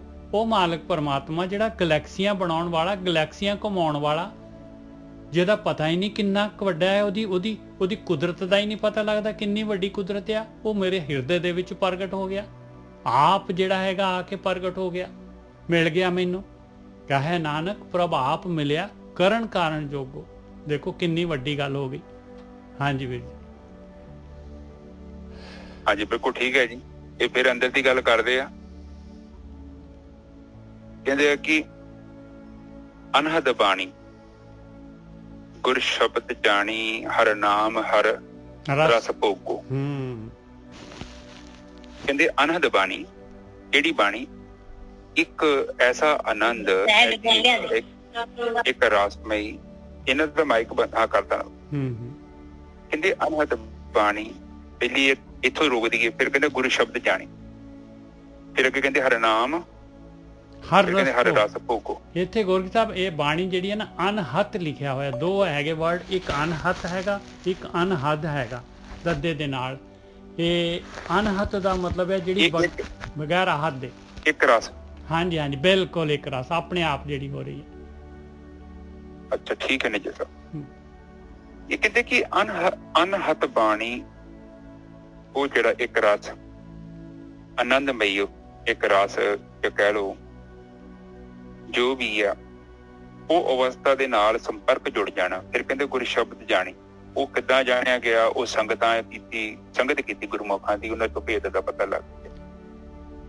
ਉਹ ਜਿਹੜਾ ਫਿਰ ਮਿਲਨ ਹੋ ਗਿਆ, ਫਿਰ ਮਿਲਨ ਹੋ ਗਿਆ ਤੇ ਫਿਰ ਕੀ ਹੁੰਦਾ ਹੈ? ਉਹ ਜਦੋਂ ਇੱਕ ਸਾਰ ਜਿਹੜੀ ਅਨਹਦ ਬਾਣੀ ਆ, ਉਹ ਸਾਡੀ ਜਦੋਂ ਸੁਰਤੀ ਜਦੋਂ ਲੀਨ ਹੋ ਗਈ ਨਾ ਬ੍ਰਹਮ ਦੇ ਵਿੱਚ, ਤੇ ਉਦੋਂ ਇੱਕ ਅਵਸਥਾ ਬਣਨੀ ਆ। ਉਦੋਂ ਨਾ ਤੇ ਅਗਲਾ ਰਹਿ ਜਾਣਾ, ਨਾ ਪਿਛਲਾ ਰਹਿ ਜਾਣਾ। ਤੁਸੀਂ ਬਿਲਕੁਲ ਹੀ ਤੁਹਾਡੀ ਸੁਰਤੀ ਵਰਤਮਾਨ ਕਾਲ 'ਚ ਰੁਕ ਜਾਣੀ ਹੈ। ਜਿੱਦਾਂ ਕਹਿ ਲਓ, ਜੇ ਤਕੜੀ ਪੈਂਦੀ ਹੈ ਨਾ, ਤਕੜੀ ਦਾ ਕਸਾਬਾ ਸੱਜੇ ਬੰਨਿਆ ਹੁੰਦਾ, ਇੱਕ ਖੱਬੇ ਬੰਨਿਆ ਹੁੰਦਾ। ਕਿਤੇ ਸੁਰਤੀ ਜਿਹੜੀ ਸਾਡੀ ਭੂਤਕਾਲ 'ਚ ਚੱਲ ਜਾਂਦੀ ਹੈ ਮਨ ਦੇ ਨਾਲ, ਕਿਤੇ ਵਰਤਮਾਨ 'ਚ ਚੱਲ ਜਾਂਦੀ ਹੈ। ਅਸੀਂ ਵਰਤਮਾਨ 'ਚ ਭੂਤਕਾਲ 'ਚ ਚੱਲ ਜਾਂਦੀ ਹੈ, ਕਿਤੇ ਭਵਿੱਖ ਕਾਲ 'ਚ ਚੱਲ ਜਾਂਦੀ। ਅਸੀਂ ਵਰਤਮਾਨ ਕਾਲ 'ਚ ਨਹੀਂ ਆਉਂਦੇ। ਜਿਵੇਂ ਜਿਵੇਂ ਭਗਤੀ ਕੀਤੀ, ਉਹਦੇ ਨਾਲ ਕੀ ਹੁੰਦੇ ਕਿ ਸਾਡੇ ਚਿੱਤ ਦੇ ਅੰਦਰ ਜਿਹੜੇ ਸੰਸਕਾਰ ਨੇ ਨਾ ਭੂਤਕਾਲ ਦੇ, ਉਹ ਫਿੱਕੇ ਪੈਣ ਡਿਆ ਪੈਂਦੇ। ਔਰ ਜਿੰਨੇ ਫਰਕ ਫਿੱਕੇ ਪੈਂਦੇ ਜਾਣਗੇ, ਉਸ ਦੇ ਮੁਤਾਬਿਕ ਹੀ ਹੌਲੀ ਹੌਲੀ ਕਰਕੇ ਸਾਡੀ ਸੁਰਤੀ ਕੀ ਕਰੂਗੀ? ਬਿਲਕੁਲ ਵਰਤਮਾਨ ਕਾਲ ਰੂਪੀ ਧਾਰਾ ਜਾਊਗੀ। ਪਹਿਲਾਂ 2-4 ਮਿੰਟ ਮਿਲਣ ਹੁੰਦਾ ਇਹਦਾ, 1 ਘੰਟਾ ਬੈਠੇ 5-6 ਮਿੰਟ ਦੀ ਸਮਾਧੀ ਮਿਲਣੀ ਆ ਤੁਹਾਨੂੰ। ਫਿਰ ਕਿਤੇ ਉੱਡ ਜਾਣੀ ਅੱਗੇ, ਕਿਤੇ ਪਿੱਛੇ, ਕਿਤੇ ਅੱਗੇ ਪਿੱਛੇ। ਤੁਸੀਂ ਵੇਖੋਗੇ ਧਿਆਨ ਸਿਮਰਨ ਕਰਦੇ ਜੋ। ਔਰ ਨਾਮ ਏਦਾਂ ਜੇ ਸੰਗਤ ਮਿਲ ਗਈ ਫਿਰ ਤੇ ਉਹ ਪਹਿਲੇ ਦਿਨ ਹੀ ਸਮਾਧੀ ਮਿਲ ਜਾਣੀ ਤੁਹਾਨੂੰ, ਤੇ ਜ਼ਿਆਦਾ ਮਿਹਨਤ ਨਹੀਂ ਲਾਉਣੀ ਪੈਂਦੀ। ਉਦਾਂ ਇਕੱਲੇ ਨੂੰ ਜਾਣਾ ਕਾਫੀ ਔਖਾ, ਉਤੋਂ ਗਿਆਨ ਹੋਣਾ ਚਾਹੀਦਾ। ਇਹ ਸਾਰੀ ਅੰਤਰਾ ਕਰਨ ਦੀ ਯਾਤਰਾ। ਫਿਰ ਜਦੋਂ ਬਾਰ-ਬਾਰ ਆਪਨੇ ਧਿਆਨ ਸਿਮਰਨ 'ਚ ਪ੍ਰਵੇਸ਼ ਕੀਤਾ, ਸੁਰਤੀ 2 ਮਿੰਟ, 4 ਮਿੰਟ, 5 ਮਿੰਟ, 10 ਮਿੰਟ, ਅੱਧਾ ਘੰਟਾ, ਜਿੱਦਣ ਤੁਹਾਡੀ ਸੁਰਤੀ 10 ਮਿੰਟ ਤੋਂ ਅਬੋਰ ਰੁਕ ਗਈ। ਪਹਿਲਾਂ ਵੇ ਸ਼ੁਰੂ 'ਚ ਤੁਹਾਨੂੰ ਜਿਹੜੀ ਸਮਾਧੀ ਲੱਗਣੀ, ਬਲੈਕ ਆਊਟ ਲੱਗਣੀ ਹੈ, ਤੁਹਾਨੂੰ ਹੋਸ਼ ਨਹੀਂ ਰਹਿਣੀ। ਸਧਾਰਨ ਤੌਰ ਤੇ ਬੰਦਾ ਜਦੋਂ ਵੀ ਨਿਰਵਿਚਾਰ ਸਮਾਧੀ 'ਚ ਜਾਂਦਾ ਨਾ, ਉਹ ਰਾਤ ਨੂੰ ਸੁੱਤਿਆਂ ਜਾਂਦਾ। ਸੁਖਾਪਤੀ ਅਵਸਥਾ ਕਹਿੰਦੇ ਆਪਾਂ, ਜਾਗਰਤ, ਸਪਨ ਤੇ ਸੁਖਾਪਤੀ। ਤੁਰੀਆ ਅਵਸਥਾ 'ਚ ਆਪਾਂ ਹੁਣ ਜਿੱਦਾਂ ਸਾਧਨਾ ਤੇ ਰਹੀ ਜਾਂਦੇ ਹਾਂ। ਸੁਖਾਪਤੀ 'ਚ ਕੀ ਹੁੰਦਾ ਕਿ ਗਿਆਨ ਇੰਦਰੀਆਂ ਤੇ ਕਰਮ ਇੰਦਰੀਆਂ ਜਿਹੜੀਆਂ ਹੁੰਦੀਆਂ ਨਾ, ਉਹਨਾਂ ਦਾ ਕਰਤਾ ਭਾਵ ਮਨ ਆਪਣੇ 'ਚ ਸਮੇਟ ਲੈਂਦਾ, ਤੇ ਮਨ ਕੀ ਕਰਦਾ? ਸੁਰਤੀ 'ਚ ਲੀਨ ਹੋ ਜਾਂਦਾ, ਤੇ ਸੁਰਤੀ ਬ੍ਰਹਮ 'ਚ ਲੀਨ ਹੋ ਜਾਂਦੀ। ਪਰ ਜਦੋਂ ਤੁਸੀਂ ਜਾਗਰਤ ਅਵਸਥਾ 'ਚ ਭਗਤੀ ਕੀਤੀ, ਸੰਗਤ ਦੇ ਨਾਲ ਨਾਮ ਜਪਿਆ, ਜਿੱਦਾਂ ਦੱਸਦੇ ਹਾਂ ਆਪਾਂ, ਫਿਰ ਤੁਹਾਡੀ ਹੋਸ਼ ਦੇ ਵਿੱਚ ਇੱਕ ਕਿਰਿਆ ਹੋਣੀ ਆ। ਜਿੱਥੇ ਆਪਾਂ ਬ੍ਰਹਮ 'ਚ ਰਾਤ ਨੂੰ ਸੁੱਤਿਆਂ ਪ੍ਰਵੇਸ਼ ਕਰਦੇ ਹਾਂ ਨਾ, ਉੱਥੇ ਦੇਖੋ, ਜਦੋਂ ਇਹ ਧਰਤੀ ਨਹੀਂ ਹੁੰਦੀ ਉਦੋਂ ਵੀ ਬ੍ਰਹਮ ਹੁੰਦਾ ਵਾ। ਜਦੋਂ ਮਹਾਪਰਲੇ ਆਉਂਦੀ ਆ, ਮੰਨ ਲਓ ਧਰਤੀ ਸਾਰੀ ਨਸ਼ਟ ਹੋ ਗਈ ਆ, ਇਹ ਜਿਹੜਾ ਸੂਰਜ ਸਾਰੇ ਜੋ ਵੀ ਦੇਖਦੇ ਸਾਰੇ ਖਤਮ ਹੋ ਗਏ, ਬ੍ਰਹਮ ਹੈਗਾ। ਇਸੇ ਤਰ੍ਹਾਂ ਜਿਹੜੇ ਰਜੋ ਤੇ ਤਮੋ ਸਤੋ ਗੁਣ, ਇਹ 3 ਗੁਣ ਹੈਗੇ। ਸੁਖਾਪਤੀ 'ਚ ਨਿਜਰ ਸਾਹਿਬ ਕੀ ਕਰਦੇ ਆ? ਇਹ ਬ੍ਰਹਮ ਲੀਨ ਹੋ ਜਾਂਦੇ ਆ। ਔਰ ਬ੍ਰਹਮ ਲੀਨ ਹੋ ਜਾਂਦੇ ਆ, ਪਰ ਉਦੋਂ ਅਸੀਂ ਸੁੱਤੇ ਹੁੰਦੇ ਆ। ਪਰ ਉਸ ਅਵਸਥਾ ਦੇ ਵਿੱਚ ਜਦੋਂ ਆਪਾਂ ਜਾਗਰਤ ਅਵਸਥਾ ਜਾਂਦੇ ਨੇ, ਤਾਂ ਉਸ ਤੋਂ ਬਾਅਦ ਹੀ ਤੇ ਜੀਵਨ ਬਦਲਦਾ। ਫਿਰ ਇਹ ਕੀ ਹੁੰਦਾ ਕਿ ਜਿਹੜਾ ਘੁਮਿਆਰ ਦਾ ਚੱਕਾ ਘੁੰਮਦਾ ਨਾ, ਨਿਜਰ ਤੋਂ ਹੌਲੀ ਹੌਲੀ ਰੁਕਣ ਲੱਗਦਾ। ਸਧਾਰਨ ਤੌਰ ਤੇ ਬੰਦੇ ਨੂੰ ਪਤਾ ਹੀ ਨਹੀਂ ਨਾ ਕਿ ਚੱਕਰ ਘੁੰਮ ਰਿਹਾ, ਤੇ ਮੈਂ ਉਹ ਚੱਕਰ ਦੇ ਅਨੁਸਾਰ ਕੰਮ ਕਰ ਰਿਹਾ। ਜਦੋਂ ਤੁਸੀਂ ਸੁਖਾਪਤੀ ਅਵਸਥਾ 'ਚ ਪ੍ਰਵੇਸ਼ ਕੀਤਾ ਨਾ, ਫਿਰ ਹੌਲੀ ਹੌਲੀ ਕਰਕੇ ਚੱਕਾ ਰੁਕੇਗਾ, ਰੁਕਣਾ ਸ਼ੁਰੂ ਹੋਵੇਗਾ। ਹਰ ਦਿਨ 2 ਮਿੰਟ, 4 ਮਿੰਟ, 5 ਮਿੰਟ, 10 ਮਿੰਟ, ਇੱਕ ਸਮਾਂ ਆਉਣਾ, ਹੌਲੀ ਹੌਲੀ ਕਰਕੇ ਰੁਕਦੇ ਜਾਣਾ, ਰੁਕਦੇ ਜਾਣਾ, ਰੁਕਦੇ ਜਾਣਾ। ਇੱਕ ਸਮਾਂ ਆਊਗਾ ਨਿਜਰ ਸਾਹਿਬ, ਇਹ ਚੱਕਾ ਬਿਲਕੁਲ ਰੁਕ ਜਾਏਗਾ। ਬਹੁਤ ਵਧੀਆ ਜੀ। ਜਿੱਦਣ ਚੱਕਾ ਰੁਕ ਗਿਆ ਫਿਰ ਕੀ ਹੋਵੇਗਾ? ਫਿਰ ਉਸੇ ਟਾਈਮ ਤੁਹਾਡੀ ਜ਼ਿੰਦਗੀ ਦੇ ਵਿੱਚ ਕੁਝ ਬਦਲਾਅ ਆਉਣੇ ਨੇ, ਇਨਕਲਾਬ ਹੋ ਜਾਏਗਾ। ਸਭ ਤੋਂ ਪਹਿਲਾਂ ਤੁਹਾਡੀ ਜ਼ਿੰਦਗੀ 'ਚ ਆਉਣੀ ਆ ਅਹਿੰਸਾ। ਤੁਸੀਂ ਕਿਸੇ ਨੂੰ ਦੁਖੀ ਨਹੀਂ ਕਰ ਸਕਦੇ। ਤੁਸੀਂ ਫਿੱਕਾ ਬੋਲ ਨਹੀਂ ਬੋਲ ਸਕਦੇ। ਬਾਣੀ 'ਚ ਵੀ ਕਿਹਾ ਫਿੱਕਾ ਬੋਲ ਨਾ ਬੋਲੀਏ ਤਨ ਮਨ ਫਿੱਕਾ ਹੋਵੇ। ਉਹ ਏਦਾਂ ਬੋਲਦੇ ਜੋ ਗੱਲ ਵੱਖਰੀ ਹੈ, ਪਰ ਜਿੱਦਣ ਅਵਸਥਾ ਪ੍ਰਾਪਤ ਹੋ ਗਈ ਸਭ ਤੋਂ ਪਹਿਲਾਂ ਤੁਹਾਡੀ ਜ਼ੁਬਾਨ ਜਿਹੜੀ ਉਹ ਚੰਗਾ ਬੋਲੇਗੀ। ਅੰਦਰ ਦਾ ਚਿੰਤਨ ਬਿਲਕੁਲ ਰੁਕ ਜਾਏਗਾ। ਫਿੱਕਾ ਉਹ ਨਿਰਮਲ ਬਾਣੀ ਹੋ ਜਾਏਗੀ ਤੁਹਾਡੀ। ਕੋਈ ਤੁਹਾਨੂੰ ਕੁਛ ਵੀ ਬੋਲੇ, ਮਹਾਤਮਾ ਬੁੱਧ ਨੂੰ ਲੋਕੀ ਥੁੱਕ ਜਾਂਦੇ ਸੀ, ਉਹ ਤਾਂ ਵੀ ਕੁਝ ਨਹੀਂ ਕਹਿੰਦਾ ਕਿਉਂਕਿ ਇਹਦੇ ਅੰਦਰ ਕੁਝ ਨਹੀਂ ਹੈਗਾ। ਚੱਕਾ ਤੇ ਬੰਦ ਪਿਆ ਨਿਜਰ ਸਾਹਿਬ। ਹਾਂ ਬਿਲਕੁਲ ਚੱਕਾ ਬੰਦ ਆ, ਉਹਨੇ ਕੀ ਕਹਿਣਾ? ਹੁਣ ਆਪਣੇ ਗੁਰੂਆਂ ਨੂੰ ਵੇਖੋ, ਕਨ੍ਹਈਆ ਜੀ ਨੂੰ ਪਾਣੀ ਪਿਆਉਣ ਦੀ ਸੇਵਾ ਲੱਗੀ। ਉਹ ਅੰਮ੍ਰਿਤ ਪਿਆਰੇ ਨੇ, ਉਹਨਾਂ ਨੂੰ ਵੀ ਪਿਆਰੇ ਨੇ ਜਿਹੜੇ ਦੂਜੀ ਪਾਰਟੀ, ਸੈਕੰਡ ਪਰਸਨ, ਜਿਨ੍ਹਾਂ ਦੇ ਨਾਲ ਲੜਾਈ ਹੋ ਰਹੀ ਹੈ। ਸਧਾਰਨ ਬੁੱਧੀ ਨਹੀਂ ਫੜ ਰਹੀ। ਉਹ ਕਹਿੰਦੇ ਮਹਾਰਾਜ ਨੂੰ ਕੰਪਲੇਂਟ ਕਰਤੀ ਗੁਰੂ ਗੋਬਿੰਦ ਸਿੰਘ ਜੀ ਨੂੰ ਕਿ ਦੇਖੋ ਜੀ ਅਸੀਂ ਉਹਨਾਂ ਨੂੰ ਮਾਰ ਰਹੇ ਹਾਂ, ਪਾਣੀ ਪਿਆ ਰਹੇ। ਉਹ ਕਹਿੰਦੇ ਆਓ ਜੀ ਕਨ੍ਹਈਆ ਜੀ ਦੱਸੋ ਕੀ ਗੱਲ ਹੈ? ਉਹ ਕਹਿੰਦੇ ਕਿ ਮੈਂ ਮਹਾਰਾਜ ਕਿਹਨੂੰ ਦੱਸਾਂ, ਮੇਰਾ ਤੇ ਆਪਣਾ ਕਿਹੜਾ ਬਗਾਨਾ ਕਿਹੜਾ, ਦੱਸੋ ਮੈਨੂੰ। ਆਪ ਦੇਖੋ ਇਹੋ ਇੱਥੇ ਤੇ ਪਤਾ ਲੱਗਦਾ ਬੰਦੇ ਦੇ ਪੱਲੇ ਕੀ ਹੈ। ਜਿਵੇਂ ਜਿਵੇਂ ਪਿਉਰੀਫਿਕੇਸ਼ਨ ਹੋਣੀ ਆ, ਬਾਰ-ਬਾਰ ਸੋਨੇ ਤੇ ਜਿੱਦਾਂ ਸੋਨੇ ਨੂੰ ਉਹ ਬਾਰ-ਬਾਰ ਉਹਨੂੰ ਭੱਠੀ 'ਚ ਪਾ ਕੇ ਉਹਨੂੰ ਰਿਫਾਈਨ ਕਰਨਾ ਪੈਂਦਾ, ਉਹ ਮਿਲਾਵਟ ਨੂੰ ਦੂਰ ਕਰਨਾ ਪੈਂਦਾ। ਉਸੇ ਹੀ ਤਰ੍ਹਾਂ ਬੰਦੇ ਨੂੰ ਚਿੱਤ ਆਪਣੇ ਨੂੰ ਵਾੜਨਾ ਪੈਂਦਾ। ਔਰ ਜਿਵੇਂ ਜਿਵੇਂ ਚਿੱਤ ਨਸ਼ਟ ਹੋ ਗਿਆ ਸਾਡੇ 'ਚ ਪਵਿੱਤਰਤਾ ਆਊਗੀ, ਬਹੁਤ ਪਵਿੱਤਰ ਸਤਾ। ਉਸ ਤੋਂ ਬਾਅਦ ਫਿਰ ਤਾਂ ਹੀ ਉਹ ਤੇ ਕਹਿੰਦੇ ਰਾਮ ਕਬੀਰਾ ਇੱਕ ਭੈ ਤੇ ਕੋਈ ਨਾ ਸਕੇ ਪਛਾਣ। ਇੱਥੇ ਤੇ ਕਹਿੰਦੇ ਕਿ ਆਪਣਾ ਬਣ ਜਾਊਗਾ, ਆਪਣੇ ਵਰਗਾ ਬਣ, ਜਿੱਦਾਂ ਮਾਂ ਪਿਓ ਬਹੁਤ ਕਲੋਜ਼ ਆ ਜਾਣਾ। ਕਿਉਂਕਿ ਜਿਹੜੀ ਮੈਲ ਸੀ ਨਾ, ਮਿਲਾਵਟ ਦੀ, ਸੰਸਕਾਰ ਨਸ਼ਟ ਹੋ ਗਏ ਨੇ, ਬ੍ਰਾਹਮੀ ਦੇ ਰਹਿ ਗਿਆ। ਜਿਹੜੀਆਂ ਇੰਦਰੀਆਂ ਨੇ, ਗਿਆਨ ਇੰਦਰੀਆਂ, ਉਹ ਵੀ ਮੰਗਲ ਗਾ ਰਹੀਆਂ ਨੇ। ਕਿਉਂ ਗਾ ਰਹੀਆਂ ਨੇ? ਕਿਉਂਕਿ ਮਿਲਾਵਟ ਹੀ ਨਹੀਂ ਹੈਗੀ ਨੇ। ਜੇ ਸਾਰੀਆਂ ਕੈਸਟਾਂ ਕੱਢ ਕੇ ਬਾਹਰ ਸੁੱਟੀਆਂ ਤੇ ਪ੍ਰਮਾਤਮਾ ਦਾ ਆਨੰਦਮਈ ਜਿਹੜਾ ਰਾਗ ਵੱਜ ਰਿਹਾ, ਉਹਦਾ ਹੁਕਮ ਦੇ ਵਿੱਚ ਜੋ ਚੱਲ ਰਿਹਾ, ਉਹ ਬੰਦਾ ਵਰਤਮਾਨ ਕਾਲ ਰੂਪੀ ਧਾਰਾ 'ਚ ਬੈਠਾ ਹੈ ਔਰ ਉਹ ਸਭ ਤੋਂ ਬਹੁਤ ਆਨੰਦਮਈ ਅਵਸਥਾ ਹੈ।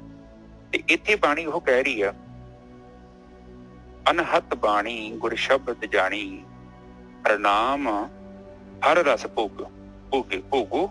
ਹਾਂਜੀ।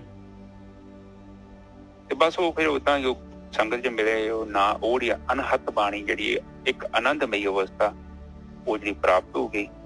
ਤੇ ਹਰ ਨਾਮ ਰਸ ਭੋਗੋ। ਹਰੀ ਦਾ ਨਾਮ ਜਿਹੜਾ ਸੀ ਉਹ ਏਡਾ ਅੰਮ੍ਰਿਤ ਹੋ ਗਿਆ ਔਰ ਮੈਂ ਉਸ ਨੂੰ ਪੀ ਰਿਹਾ, ਦਿਨ ਰਾਤ ਪੀਂਦਾ। ਅੱਠੇ ਪੈਰ ਨਹੀਂ ਕਹਿੰਦੇ ਸੁਰਤੀ, ਉੱਥੋਂ ਸੁਰਤੀ ਨਿਕਲਦੀ ਨਹੀਂ। ਫਿਰ ਸੁਰਤੀ ਨਿਕਲ ਨਹੀਂ ਸਕਦੀ ਕਿਉਂਕਿ ਜਿੱਦਾਂ ਇੱਕ ਭਵਰਾ ਹੁੰਦਾ ਹੈ ਨਾ, ਭਵਰਾ ਜਿੱਦਾਂ ਸ਼ਹਿਦ ਰਸ ਚੂਸਦਾ ਹੈ ਫੁੱਲ ਦੇ ਵਿੱਚੋਂ, ਬੜਾ ਮਸਤ ਹੋ ਜਾਂਦਾ। ਉਹਨੂੰ ਨਹੀਂ ਜੋ ਪਤਾ ਦੁਨੀਆ ਕਿੱਥੇ ਕੀ ਹੋ ਰਿਹਾ, ਉੱਥੇ ਬੈਠਾ ਜੋ। ਉਹੀ ਅਵਸਥਾ ਸਾਧਕ ਦੀ ਸੁਰਤੀ ਦੀ ਬਣ ਜਾਂਦੀ। ਉਹ ਬ੍ਰਹਮ ਚੋਂ ਨਿਕਲਦੀ ਨਹੀਂ। ਲੱਗ ਕੇ ਕੁਝ ਵੀ ਹੋ ਜਾਏ ਉਹਨੂੰ ਦੁੱਖ ਨਹੀਂ ਪ੍ਰਭਾਵਿਤ ਕਰ ਸਕਦਾ ਕਿਉਂਕਿ ਉਹ ਬਹੁਤ ਉੱਚ ਕੋਟੀ ਦੇ ਆਨੰਦ ਨੂੰ ਪੀ ਰਹੀ ਹੈ। ਉਹਦੇ ਸਾਹਮਣੇ ਸਾਰੇ ਸੰਸਾਰਿਕ ਆਨੰਦ ਦੇ ਸੁੱਖ ਬਹੁਤ ਤੁੱਛ ਪਰ ਨੇ। ਇੰਦਰੀਆਂ ਨੇ ਤਾਈਓ ਤੇ ਉਹ ਹਰੀ ਦੇ ਗੁਣ ਗਾ ਰਹੀਆਂ ਨਾ। ਉੱਤੇ ਕਿਹਾ ਹੈਗਾ ਨਾ, ਅਸਖੀ ਹਰ ਗਾਓ ਮੰਗਲ ਨਿਤ ਸਖੀਏ। ਸਖੀਆਂ ਇਹੋ ਹੀ ਹੈ ਤੁਹਾਡੀਆਂ ਇੰਦਰੀਆਂ, ਹਨਾ। ਬਿਲਕੁਲ। ਉਹ ਸਖੀਆਂ ਕੀ ਕਹਿੰਦੀਆਂ ਨੇ? ਸਖੀਆਂ ਤੇ ਉਹਦੇ ਅੰਦਰ ਜੀਵ ਦਾ ਕਹਿਣਾ ਮੰਨਦੀਆਂ। ਹੁਣ ਜੀਵ ਤੇ ਖੁਦ ਉੱਥੇ ਬੈਠਾ ਹੈ, ਬ੍ਰਹਮਲੀਨ ਹੋ ਕੇ ਬੈਠਾ ਹੈ। ਤੇ ਇੰਦਰੀਆਂ ਵਿਚਾਰੀ ਨੇ ਕੀ ਕਹਿਣਾ? ਹੁਣ ਤੇ ਉਹ ਰਹਿ ਗਿਆ ਹੈ ਸਰੀਰ, ਪਰ ਉਹ ਅੰਦਰ ਭੌਰ ਨਹੀਂ ਹੈਗਾ। ਭੌਰ ਤੇ ਆਨੰਦ 'ਚ ਬੈਠਾ, ਹੁਣ ਉੱਥੋਂ ਨਹੀਂ ਬਾਹਰ ਆ ਰਿਹਾ। ਹਾਂਜੀ ਨੇ ਜਦ ਅਗਲੀ ਤੱਕ ਬੋਲੋ। ਕਹੇ ਨਾਨਕ ਪ੍ਰਭਾਪ ਮਿਲਿਆ ਕਰਨ ਕਾਰਨ ਜੋਗੋ। ਮਾਲਕ ਪਰਮਾਤਮਾ ਆਪ ਪ੍ਰਗਟ ਹੋ ਜਾਂਦਾ ਹੈ ਭਾਈ। ਉਹ ਸਾਰੀ ਦੁਨੀਆ ਬਣਾਉਣ ਵਾਲਾ, ਕਾਰਨ ਵੀ ਤੇ ਕਰਨ ਵਾਲਾ ਵੀ, ਕਰਨ ਕਾਰਕ ਇਹ ਇੰਨੀ ਪਾਵਰਫੁਲ ਮਾਲਕ ਪਰਮਾਤਮਾ ਜਿਹੜਾ ਹੈਗਾ ਉਹ ਅਭਿਆਸੀ ਦੇ ਅੰਦਰ ਪ੍ਰਗਟ ਹੋ ਜਾਂਦਾ।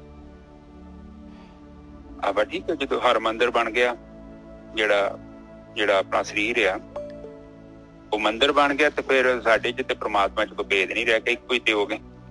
ਤੇ ਉਹ ਜਿਹੜੀ ਅਵਸਥਾ ਹੈ ਬਸ ਉਹ ਹੀ ਹੋ ਕੇ ਪਰਮ ਅਵਸਥਾ ਜੀ, ਆਖਰੀ ਅਵਸਥਾ ਜੀ। ਇਹਨੂੰ ਸਹਿਜ ਅਵਸਥਾ ਕਹਿੰਦੇ ਆ ਆਪਾਂ। ਸਧਾਰਨ ਤੌਰ ਤੇ ਆਪਾਂ ਇਸ ਅਵਸਥਾ ਨੂੰ ਹੱਥ ਲਾ ਕੇ ਆਉਂਦੇ ਆ। ਕੋਈ 2 ਘੰਟੇ, ਕੋਈ ਅੱਧਾ ਘੰਟਾ ਹੱਥ ਲਾ ਕੇ ਆਉਂਦਾ, ਪਰ ਇੱਕ ਸਮਾਂ ਆਊਗਾ ਤੁਹਾਡੀ ਸੁਰਤੀ ਪਰਮਾਨੈਂਟ ਉਹਦੇ ਵਿੱਚ ਸਥਿਰ ਹੋ ਜਾਏਗੀ। ਉਹਨੂੰ ਅਤੁਰੀ ਅਵਸਥਾ ਕਹਿੰਦੇ ਨੇ। ਪਹਿਲਾਂ ਤੁਰੀਆ ਮਿਲਦੀ, ਫਿਰ ਅਤੁਰੀਆ ਮਿਲਦੀ। ਨਿਰਵਿਚਾਰ ਹੋਣਾ ਹੋਰ ਚੀਜ਼ ਹੈ। ਸੁਰਤੀ ਦਾ ਬ੍ਰਹਮ ਚ ਲੀਨ ਹੋਣਾ ਬਹੁਤ ਵੱਡੀ ਗੱਲ। ਉਹ ਇੱਕ ਅਵਸਥਾ ਹੈ ਤੇ ਉਹ ਤੋਂ ਫਿਰ ਬੰਦਾ ਡਿੱਗਦਾ ਨਹੀਂ। ਤੇ ਜਦੋਂ ਵੀ ਆਪਾਂ ਨੂੰ ਪ੍ਰਾਪਤ ਹੋ ਗਈ ਤੇ ਉਹ ਬਹੁਤ ਆਨੰਦਮਈ ਅਵਸਥਾ। ਹਾਂਜੀ ਨਜਰ ਸਾਹਿਬ। ਔਰ ਇਹ ਜਿਹੜਾ ਨਾ ਗੁਰਤਾ ਬ੍ਰਹਮ ਗਿਆਨੀਆਂ ਦੀ ਅਵਸਥਾ ਜਿਹੜੀ ਹੈਗੀ ਆ ਉਹ ਇਸ ਤਰ੍ਹਾਂ ਦੇਖੋ ਆਪਣੇ ਸਾਹਮਣੇ ਜਿਹੜੀ ਹੈਗੀ ਆ ਆਪਾਂ ਲਾਈਫ ਹੈਗੀ ਆ। ਇਹ ਗੁਰੂ ਅਮਰਦਾਸ ਜੀ ਜਿਹੜੇ ਹੈਗੇ ਜਦ ਉਹਨਾਂ ਨੂੰ ਗੁਰਗੱਦੀ ਦਿੱਤੀ ਗੁਰੂ ਅੰਗਦ ਦੇਵ ਜੀ ਨੇ, ਤੇ ਉਹਨਾਂ ਦੇ ਜਿਹੜੇ ਹੈ ਗੁਰੂ ਅੰਗਦ ਦੇਵ ਜੀ ਦੇ ਸਾਹਿਬਜ਼ਾਦੇ ਜਿਹੜੇ ਹੈਗੇ ਦਾਤੂ, ਉਹਨਾਂ ਨੇ ਲੱਤ ਮਾਰੀ, ਉਹਨਾਂ ਦੀ ਪਸਲੀ ਤੇ ਲੱਤ ਲੱਗੀ ਤੇ ਮਹਾਰਾਜ ਨੇ ਚਰਨ ਫੜ ਲਏ। ਕਹਿੰਦੇ ਕਿ ਗੁਰੂ ਤੁਹਾਡੇ ਜਿਹੜੇ ਹੈਗੇ ਪੈਰ ਜਿਹੜੇ ਹੈਗੇ ਇੰਨੇ ਨਰਮ ਹੈਗੇ ਔਰ ਮੇਰੀਆਂ ਬੁੱਢੀਆਂ ਹੱਡੀਆਂ ਹੈਗੀਆਂ। ਕਹਿੰਦੇ ਕਿਤੇ ਜਿਹੜਾ ਹੈਗਾ ਤੁਹਾਡੇ ਪੈਰਾਂ ਨੂੰ ਤਕਲੀਫ ਤਾਂ ਨਹੀਂ ਹੋਗੀ। ਕਿੰਨੀ ਦੇਖੋ ਐਸੀ ਅਵਸਥਾ ਇਹ ਹੁੰਦੀ, ਇਹ ਆ ਬ੍ਰਹਮ ਗਿਆਨੀਆਂ ਦੀ ਅਵਸਥਾ। ਫਿਰ ਦੇਖੋ ਇੱਕ ਮਹਾਰਾਸ਼ਟਰ ਦੇ ਵਿੱਚ ਸੰਤ ਤੁਕਾਰਾਮ ਹੋਏ ਆ ਤੇ ਉਹਨਾਂ ਦੀ ਘਰ ਵਾਲੀ ਜਿਹੜੀ ਬਹੁਤ ਗੁੱਸੇ ਵਾਲੀ ਸੀਗੀ, ਉਹਨੇ ਗੰਨਾ ਪਿਆ ਸੀ, ਗੰਨਾ ਮਾਰਿਆ ਲੱਕ ਦੇ ਵਿੱਚ, ਗੰਨਾ ਟੁੱਟ ਗਿਆ। ਕਹਿੰਦੇ ਵਾਹ ਬਈ ਵਾਹ, ਕਮਾਲ ਹੋ ਗਿਆ, ਭਾਗਵਾਨ ਨੇ ਇਹ ਗੰਨਾ ਤੋੜਨ ਦਾ ਨਵਾਂ ਹੀ ਜਿਹੜਾ ਹੈਗਾ ਫਾਰਮੂਲਾ ਲੱਭ ਲਿਆ, ਤੂੰ ਕਮਾਲ ਕਰ ਦਿੱਤੀ। ਆ ਭਾਈ ਬ੍ਰਹਮ ਗਿਆਨੀਆਂ ਦੀ ਅਵਸਥਾ। ਹਾਂਜੀ ਨਜਰ ਸਾਹਿਬ, ਇਹ ਤੇ ਬਾਣੀ ਦੇ ਵਿੱਚ ਆਪਾਂ ਨੂੰ ਨਾ ਬੜੀ ਚੰਗੇ ਤਰੀਕੇ ਨਾਲ ਸਮਝਾਇਆ ਹੈ। ਹਾਂਜੀ ਕਿ ਜਿਵੇਂ ਆਪਾਂ ਨੇ ਸਾਧਨਾ ਚ ਆਪਣੀ ਉન્નਤੀ ਹੁੰਦੀ ਗਈ ਨਾ, ਤਾਂ ਸਾਡੇ ਜੀਵਨ ਦੇ ਵਿੱਚ ਉਚਾਈ ਹੋਣੀ ਬੜੀ ਜ਼ਰੂਰੀ ਹੈ।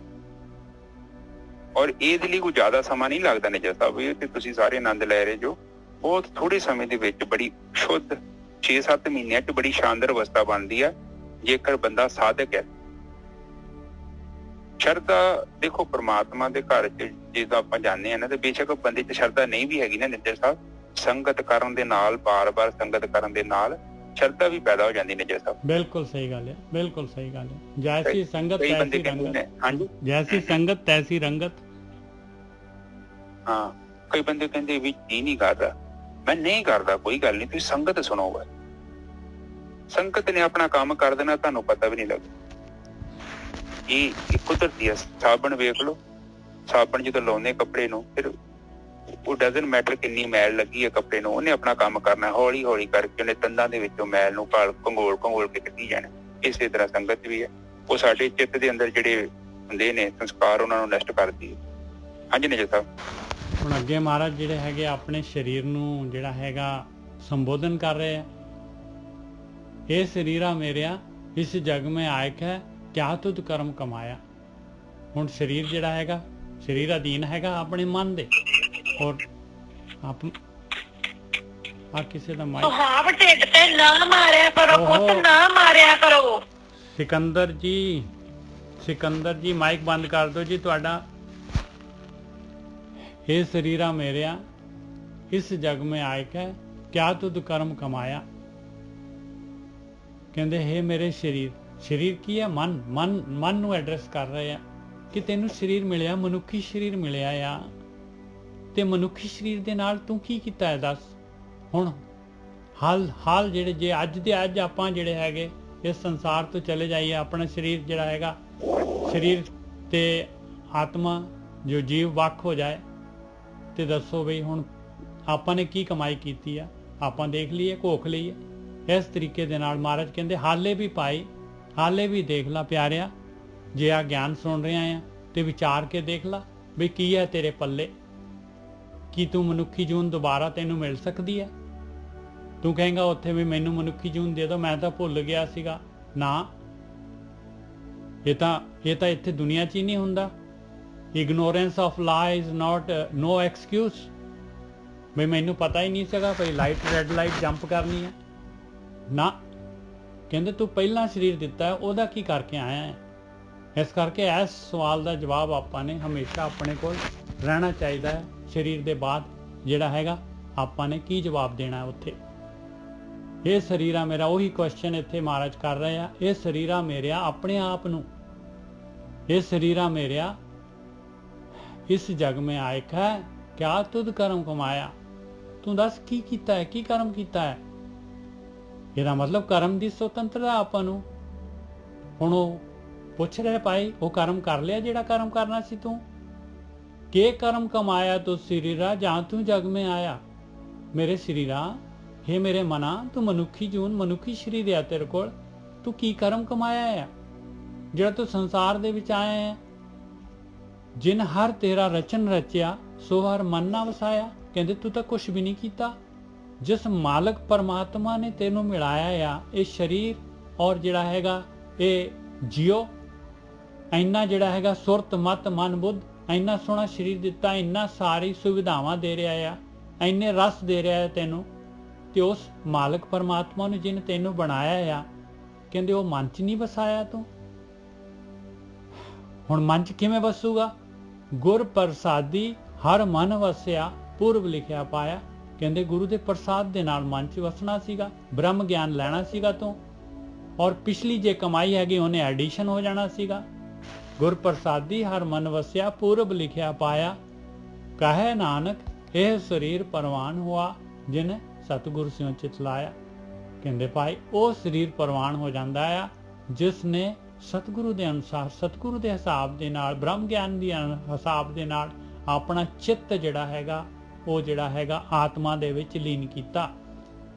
ਜੇ ਭਾਵੇਂ ਜਿਹੜਾ ਹੈਗਾ ਜੇ ਇੰਨੇ ਜਿਹੜਾ ਕਾਰਨ ਸਰੀਰ ਬਹੁਤ ਜ਼ਿਆਦਾ ਹੈਗਾ, ਇੰਨੇ ਅਵਗੁਣ ਹੈਗੇ, ਇੰਨੀ ਮੈਲ ਹੈਗੀ ਆ, ਇਸ ਜਨਮ 'ਚ ਨਹੀਂ ਹੋਇਆ ਤੇ ਅਗਲਾ ਜਨਮ ਜਿਹੜਾ ਹੈਗਾ ਫਿਰ ਮਨੁੱਖ ਦਾ ਮਿਲੇਗਾ ਭਾਈ, ਇਮੀਡੀਏਟਲੀ ਮਿਲੇਗਾ। ਕਿਉਂਕਿ ਮਾਲਕ ਪਰਮਾਤਮਾ ਨੇ ਇਸੇ ਵਾਸਤੇ ਜਿਹੜੀ ਹੈਗੀ ਇਹ ਖੇਡ ਬਣਾਈ ਆ, ਇਹ ਗੇਮ ਇਸੇ ਵਾਸਤੇ ਹੈਗੀ ਆ। ਇਸ ਕਰਕੇ ਇਹ ਧਿਆਨ ਸਿਮਰਨ, ਇਹ ਪ੍ਰੇਮਾ ਭਗਤੀ ਬਹੁਤ ਜ਼ਿਆਦਾ ਜ਼ਰੂਰੀ ਹੈਗੀ ਆ। ਮਹਾਰਾਜ ਆਪਾਂ ਨੂੰ ਚੇਤਾ ਰਹੇ ਆ ਬਈ ਉਹ ਕੰਮ ਕਰ ਜਿਸ ਕੰਮ ਦੇ ਵਾਸਤੇ ਤੂੰ ਆਇਆ ਹੈਗਾ ਆ। ਕਿ ਕਰਮ ਕਮਾਇਆ ਤੁਸੀਂ ਰਾਜਾ ਤੂੰ ਜਗ ਮੈਂ ਆਇਆ, ਉਹ ਕੰਮ ਕਰੀਏ ਆਪਾਂ ਤੇ ਪ੍ਰਮਾਨ ਹੋ ਜਾਈਏ ਮਾਲਕ ਪਰਮਾਤਮਾ ਦੇ ਦਰ ਤੇ, ਔਰ ਸਤਿਗੁਰੂ ਦੇ ਹਿਸਾਬ ਦੇ ਨਾਲ ਚਿੱਤ ਜਿਹੜਾ ਹੈਗਾ ਆਪਾਂ ਵਿਚਾਰਾਂ ਤੋਂ ਅੱਗੇ ਲੈ ਕੇ ਜਾਈਏ ਔਰ ਪਰਮਾਤਮਾ ਦੇ ਚਰਨਾਂ ਦੇ ਵਿੱਚ ਲੀਨ ਕਰੀਏ। ਇਹ ਸਰੀਰਾ ਮੇਰਿਆ ਇਸ ਜਗ में आय के क्या तुद कर्म कमाया, के कर्म कमाया तुद सरीरा जहाँ तू जग में आया। हाँ जी वीर जी। हाँ जी बिल्कुल ही वो ਸਿੱਧੀ ਭਾਸ਼ਾ ਦੇ ਵਿੱਚ ਬੜਾ ਕਲੀਅਰ ਸਾਨੂੰ ਸਮਝਾ ਰਹੇ ਨੇ। ਕਹਿੰਦੇ ਇਹ ਸਰੀਰਾ ਮੇਰਿਆ, ਕਹਿੰਦੇ ਮੇਰੇ ਸਰੀਰਾ, ਆਪਣੇ ਆਪ ਨੂੰ ਪੁੱਛ ਰਹੇ। ਸਰੀਰ ਦਾ ਮਤਲਬ ਮੈਨੂੰ, ਆਪਣੇ ਆਪ ਨੂੰ ਖੁਦ ਪੁੱਛ ਰਹੇ ਚਰਨਜੀਤ, ਇਸ ਜੱਗ ਦੇ ਵਿੱਚ ਆ ਕੇ ਤੂੰ ਕਿਹੜਾ ਕੰਮ ਕੀਤਾ ਹੈ? ਕੋਈ ਆਊਟਪੁੱਟ ਨਿਕਲੀ ਹੈ, ਕੁਝ ਪ੍ਰੋਗਰੈਸ? ਬਸ ਉਹ ਨਹੀਂ ਕਹਿੰਦੇ ਕਿ ਤੂੰ ਕੀ ਕੀਤਾ ਹੈ, 70 ਸਾਲ 80 ਸਾਲ ਦੀ ਗੱਲ ਨਹੀਂ ਕਰਦੇ, ਕਹਿੰਦੇ ਕੋਈ ਪ੍ਰੋਗਰੈਸ ਕੀ ਹੈ। ਜਿੱਦਾਂ ਪ੍ਰੋਗਰੈਸ ਆਪਾਂ ਸਧਾਰਨ ਤੌਰ ਤੇ ਤਾਂ ਆਪਾਂ ਏਦਾਂ ਹੀ ਕਹਿੰਦੇ ਆ ਨਾ, ਕੋਈ ਕਹਿੰਦਾ ਜੀ ਮੈਂ ਬੜੇ ਕੰਮ ਕੀਤੇ, ਮੈਂ ਬੜੀਆਂ ਫੈਕਟਰੀਆਂ ਖੋਲੀਆਂ, ਉਹ ਕਹਿੰਦੇ ਬਈ ਫੈਕਟਰੀਆਂ ਫੋਟੀਆਂ ਦੀ ਗੱਲ ਘੱਟ ਕਰ, ਤੂੰ ਸਾਨੂੰ ਦੱਸ ਤੇਰੀ ਬੈਂਕ 'ਚ ਪੈਸੇ ਕਿੰਨੇ ਆ, ਤੂੰ ਕਮਾਈ ਕੀ ਕੀਤੀ ਹੈ, ਹਨਾ। ਸੋ ਇਹ ਕਹਿੰਦੇ ਨੇ ਕਿ ਇੱਥੇ ਤੇਰੇ ਜੀਵਨ ਦੀ ਕਮਾਈ ਕੀ ਹੈ, ਖੱਟੀ ਕੀ ਹੈ, ਤੇਰੀ ਨੇ ਉਮਰ ਲੰਘੀ ਹੋਊ, ਕੋਈ ਪ੍ਰੋਗਰੈਸ ਹੈਗੀ ਹੈ ਤੇਰੇ ਕੋਲ? ਜਿੱਥੇ ਤੂੰ ਜਾਣਾ ਅਗਲੇ ਬੰਨੇ ਸਫ਼ਰ ਤੇ ਨਿਕਲਣਾ ਹੈ, ਤੇਰੇ ਕੋਲ ਤਿਆਰੀ ਵਾਸਤੇ ਕੋਈ ਕੀਤਾ ਹੀ? ਕਿਉਂਕਿ ਉਹ ਕਹਿੰਦੇ ਆ ਕਿ ਕਮਾਈ ਜਿਹੜੀ ਤੂੰ ਸੋਚੀ ਜਾਂਦੇ ਆ ਤੇ ਕਮਾਈ ਉੱਥੇ ਕੰਮ ਨਹੀਂ ਆਉਣੀ। ਬਸ ਬਹੁਤ ਵਧੀਆ ਜੀ। ਇਹ ਤੇ ਜਿਹਨੂੰ ਤੂੰ ਸਮਝਦੇ ਆ ਇਹ ਕਮਾਈ ਦੀ ਤੇ ਗੱਲ ਹੀ ਨਹੀਂ ਕਰ ਰਹੇ। ਉਹ ਕਹਿੰਦੇ ਕਿ ਕੋਈ ਕਮਾਈ ਹੈਗੀ ਤੇਰੇ ਕੋਲ ਨਾਮ ਦੀ। ਕੱਲ ਵੀ ਕਹਿੰਦੇ ਸੀ ਨਾ ਪੂੰਜੀ, ਪੂੰਜੀ ਕਹਿੰਦੇ ਹੋ, ਪੂੰਜੀ ਹੈਗੀ ਤੇਰੇ ਕੋਲ? ਤੇਰੇ ਕੋਲ ਪੂੰਜੀ ਚਾਹੀਦੀ, ਅਗਲੇ ਬੰਨੇ ਪੂੰਜੀ ਤੋਂ ਬਿਨਾਂ ਤੈਨੂੰ ਚੜ੍ਹ ਨਹੀਂ ਦੇਣਾ ਉੱਥੇ। ਟਿਕਟ ਤੋਂ ਬਿਨਾਂ ਇੱਥੇ ਟ੍ਰੇਨ 'ਚ ਨਹੀਂ ਚੜ੍ਹਨ ਦਿੰਦੇ ਅਗਲੇ ਬੰਨੇ, ਤੇ ਧਰਮਰਾਜ ਤੈਨੂੰ ਅੱਗੇ ਜਾਣ ਦਊਗਾ ਪੂੰਜੀ ਤੋਂ ਬਿਨਾਂ। ਇਹ ਜਿਹੜੀ ਪੂੰਜੀ ਤੂੰ ਲੈ ਕੇ ਆਇਆ, ਤੈਨੂੰ ਪਤਾ ਖਾਲੀ ਹੱਥ ਆਇਆ। ਧਰਤੀ ਤੇ ਆਉਣ ਤੋਂ ਪਹਿਲਾਂ ਹੀ ਤੇਰੀ ਮਾਂ ਹੈਗੀ ਸੀ, ਤੇਰਾ ਪਿਓ ਹੈਗਾ ਸੀ, ਸਭ ਕੁਛ ਹੀ ਪਹਿਲਾਂ ਹੀ। ਤੂੰ ਬਸ ਇੱਕ ਛੋਟਾ ਜਿਹਾ ਹਿੱਸਾ ਵਾ, ਛੋਟਾ ਜਿਹਾ ਪੁਰਜਾ, ਇੱਕ ਕਾਰ ਦਾ ਛੋਟਾ ਜਿਹਾ ਨਟ ਆ ਤੂੰ। ਪਰ ਤੈਨੂੰ ਭਰਮ ਪੈ ਜਾਂਦਾ ਕਿ ਮੈਂ ਪਤਾ ਨੀ ਕੀ ਆ, ਮੈਂ ਬੱਕਰੇ ਨੂੰ ਮੈਂ ਹੀ ਪਤਾ ਨੀ ਕਿਹੜੀ ਤੇਰੀ 'ਚ ਮੈਂ ਵੜੀ। ਉਹ ਕਹਿੰਦੇ ਪ੍ਰੋਗਰੈਸ ਹੈਗੀ ਆ ਕੋਈ, ਤੇਰਾ ਆਪਣਾ ਕੋਈ ਨਿੱਜੀ ਅਨੁਭਵ ਜਿਹੜਾ ਤੇਰਾ ਆਪਣੇ ਦੁਆਰਾ ਜਾਣਿਆ ਗਿਆ ਸੱਚ, ਕਿਤੇ ਪਰ ਨਹੀਂ ਜੀਵਨ ਬਤੀਤ ਕੀਤਾ। ਇਹ ਵੀ ਸੋਚਦੇ ਪਏ ਆ ਕਿ ਕਈ ਲੋਕ ਗਿਆਨੀ ਹੁੰਦੇ ਨੇ ਜਗ੍ਹਾ ਪਰ ਮਾਝੀ ਬੈਠੇ ਹੁੰਦੇ, ਲੋਕੀ ਕਹਿੰਦੇ ਵੀ ਗੁਰੂ ਵਾਲੇ ਤੁਸੀਂ ਬਣ ਗਏ, ਜੋ ਤੁਹਾਡਾ ਕੰਮ ਹੋ ਗਿਆ। ਉਹ ਕਹਿੰਦੇ ਕਿ ਉਹ ਨਾ ਗੱਲ ਕਰ, ਤੂੰ ਪ੍ਰੈਕਟੀਕਲ ਕਰ ਕਿ ਤੇਰਾ ਕੋਈ ਨਿੱਜੀ ਅਨੁਭਵ ਹੈਗਾ। ਇਹ ਜਿਹੜੀ ਮਗਰ ਮੈਂ ਬਾਣੀ ਬੋਲੀ ਆ ਆਨੰਦ ਨਾਦਰਾ ਵਗੈਰਾ, ਉਹ ਦੁੱਖਾਂ ਤੋਂ ਮੁਕਤੀ ਵਾਲੀ ਅਵਸਥਾ ਤੇਰੀ ਬਣੀ ਆ। ਤੇਰੇ ਅੰਦਰ ਨਾਦ ਪ੍ਰਗਟ ਹੋਇਆ, ਗੁਰਮੁਖ ਨਾਦਮ ਗੁਰਮੁਖ ਵੇਦਮ, ਉਹ ਤੇਰੇ ਅੰਦਰ ਬਣੀ ਅਵਸਥਾ ਹੈ ਨਾ। ਹਾਂਜੀ ਬਿਲਕੁਲ, ਉਹ ਤੇਰੀ ਅਵਸਥਾ ਬਣੀ ਆ, ਉਹ ਪ੍ਰੋਗਰੈਸ ਦੀ ਗੱਲ ਕਰ ਰਿਹਾ। ਠੀਕ ਹੈ ਜੀ, ਅਗਲੀ ਬੋਲੋ ਜੀ। ਜਿਨ ਹਰ ਤੇਰਾ ਰਚਨ ਰਚਿਆ ਸੋ ਹਰ ਮਨ ਨਾ ਵਸਾਇਆ। ਕਹਿੰਦੇ ਜਿਹਨੇ ਮਾਲਕ ਨੇ ਤੇਰਾ ਰਚਨਾ ਕੀਤੀ ਸੀ ਉਹ ਮਾਲਕ ਤੇਰੇ ਮਨ 'ਚ ਵਸਿਆ, ਮਾਲਕ ਦੇ ਨਾਲ ਪਿਆਰ ਪੈ ਗਿਆ ਤੇਰਾ। ਹਾਂਜੀ ਗੁਰੂ ਜੀ। ਉਹ ਕਹਿੰਦੇ ਕਿ ਤੇਰਾ ਆਕਾਰ ਏਡਾ ਛੋਟਾ ਸੀ, ਚੇਤਾ ਤੇ ਕਣ ਤੋਂ ਵੀ ਛੋਟਾ ਥਾ। ਤੈਨੂੰ ਕਿਹਨੇ ਰਚਿਆ? ਤੂੰ ਛੱਤ ਤੋਂ ਨਹੀਂ ਨਾ ਡਿੱਗਿਆ। ਤੇਰੀ A to Z ਪਲੈਨਿੰਗ ਕੀਤੀ ਆ, ਤੇਰੀ ਬੁੱਧੀ ਨਹੀਂ ਕੰਮ ਕਰਦੀ ਕਿ ਤੈਨੂੰ ਡਿਜ਼ਾਈਨਿੰਗ ਨਹੀਂ ਮਿਲਦਾ ਕਿ ਤੈਨੂੰ ਰਚਨਾ ਕਿਹਨੇ ਕੀਤੀ ਹੈ, ਕਿਹਨੇ ਤੇਰੀ ਰਚਨਾ ਕੀਤੀ ਹੈ, ਤੇਰੀ ਫੈਬਰੀਕੇਸ਼ਨ। ਤੈਨੂੰ ਚੇਤਾ ਨਹੀਂ ਆਇਆ ਕਿ ਮੈਨੂੰ ਕਿਹਨੇ ਬਣਾਇਆ, ਮੈਂ ਕੌਣ ਹੈ, ਮੈਂ ਤੇ ਕੀ ਕਰਦਾ ਫਿਰਦਾ। ਇੰਨੀ ਪਰਫੈਕਸ਼ਨ ਕਿਉਂ ਆ? ਕਿਤੇ ਨੌ ਨੂੰ ਲੱਗੇ ਮਾੜਾ ਜਿਹਾ ਨੌ ਪੁੱਟਿਆ ਜਾਵੇ, ਹੱਥ ਨਹੀਂ ਕੰਮ ਕਰਦਾ। ਤੇ ਤੇਰੇ ਇੱਕ ਇੱਕ ਪੁਰਜੇ ਨੇ ਤੇਰੇ ਸੈੱਟ ਕਰਕੇ ਲਾਏ ਨੇ, ਅਗਲੇ ਨੇ ਮਸ਼ੀਨ 'ਚ ਲੱਖਾਂ ਕਰੋੜਾਂ ਪੁਰਜੇ ਲੱਗੇ ਨੇ। ਇੱਕ ਪੁਰਜਾ ਮਾੜਾ ਜਿਹਾ ਖਰਾਬ ਹੋ ਜਾਏ ਸਾਰਾ ਸਰੀਰ ਚਲੇ ਜਾਂਦਾ। ਪਰ ਤੇਰੇ ਦਿਮਾਗ 'ਚ ਨਹੀਂ ਆਇਆ, ਤੂੰ ਬੇਹੋਸ਼ੀ ਜਿਹੀ ਜੀਵਨ ਬਤੀਤ ਕਰਦਾ ਹੀ। ਇਹ ਗੱਡੀ ਤੇ ਚਲਾਈ ਜਾਂਦਾ ਹੈ, ਗੱਡੀ ਕਿਹਨੇ ਬਣਾਈ ਆ? ਥੋੜੀ ਜਿਹੀ ਬੁੱਧੀ ਤੋਂ ਕੰਮ ਲੈਣਾ ਸੀ। ਹਾਂਜੀ ਨਜਰ ਸਾਹਿਬ, ਤੇ ਜੇ ਤੈਨੂੰ ਕੰਮ ਲੈਂਦਾ ਤੂੰ ਕਹਿਣਾ ਕਿ ਮੈਨੂੰ ਪਤਾ ਨਹੀਂ ਲੱਗਾ। ਉਹਨੇ ਕਹਿਣਾ ਕਿ ਤੈਨੂੰ ਕਿਉਂ ਨਹੀਂ ਪਤਾ ਲੱਗਾ? ਗੁਰੂ ਨਾਨਕ ਪਾਤਸ਼ਾਹ ਤੇ ਰੌਲਾ ਪਾ ਕੇ ਗਏ ਸੀ ਤੇ ਤੂੰ ਉਦੋਂ ਕਿਹਾ ਸੀ ਉਹ ਭੂਤਨਾ ਹੈ, ਬੇਤਾਲਾ ਹੈ, ਇਹ ਕੁਰਾਈ ਆ। ਜੇ ਤੈਨੂੰ ਚੰਗੀ ਮੱਤ ਵੀ ਦਿੰਦਾ ਵਾ, ਤੂੰ ਸੁਣੀ ਨਹੀਂ ਉਹਨਾਂ ਦੀ ਨਜਰ ਸਾਹਿਬ। ਬਿਲਕੁਲ ਸਹੀ ਹੈ। ਅਗਲੀ ਲਾਈਨ ਇਹੀ ਕਹਿ ਰਹੀ ਹੈ ਗੁਰਕੀ ਸਾਹਿਬ, ਗੁਰ ਪ੍ਰਸਾਦੀ ਹਰ ਮਨ ਵਸਿਆ ਪੂਰਬ ਲਿਖਿਆ ਪਾਇਆ। ਤੂੰ ਤਾਂ ਗੁਰੂ ਦਾ ਪ੍ਰਸਾਦ ਲਿਆ ਹੀ ਨਹੀਂ, ਗੁਰੂ ਦੀ ਮੱਤ ਲਈ ਨਹੀਂ ਤੂੰ। ਹਾਂ, ਤੇ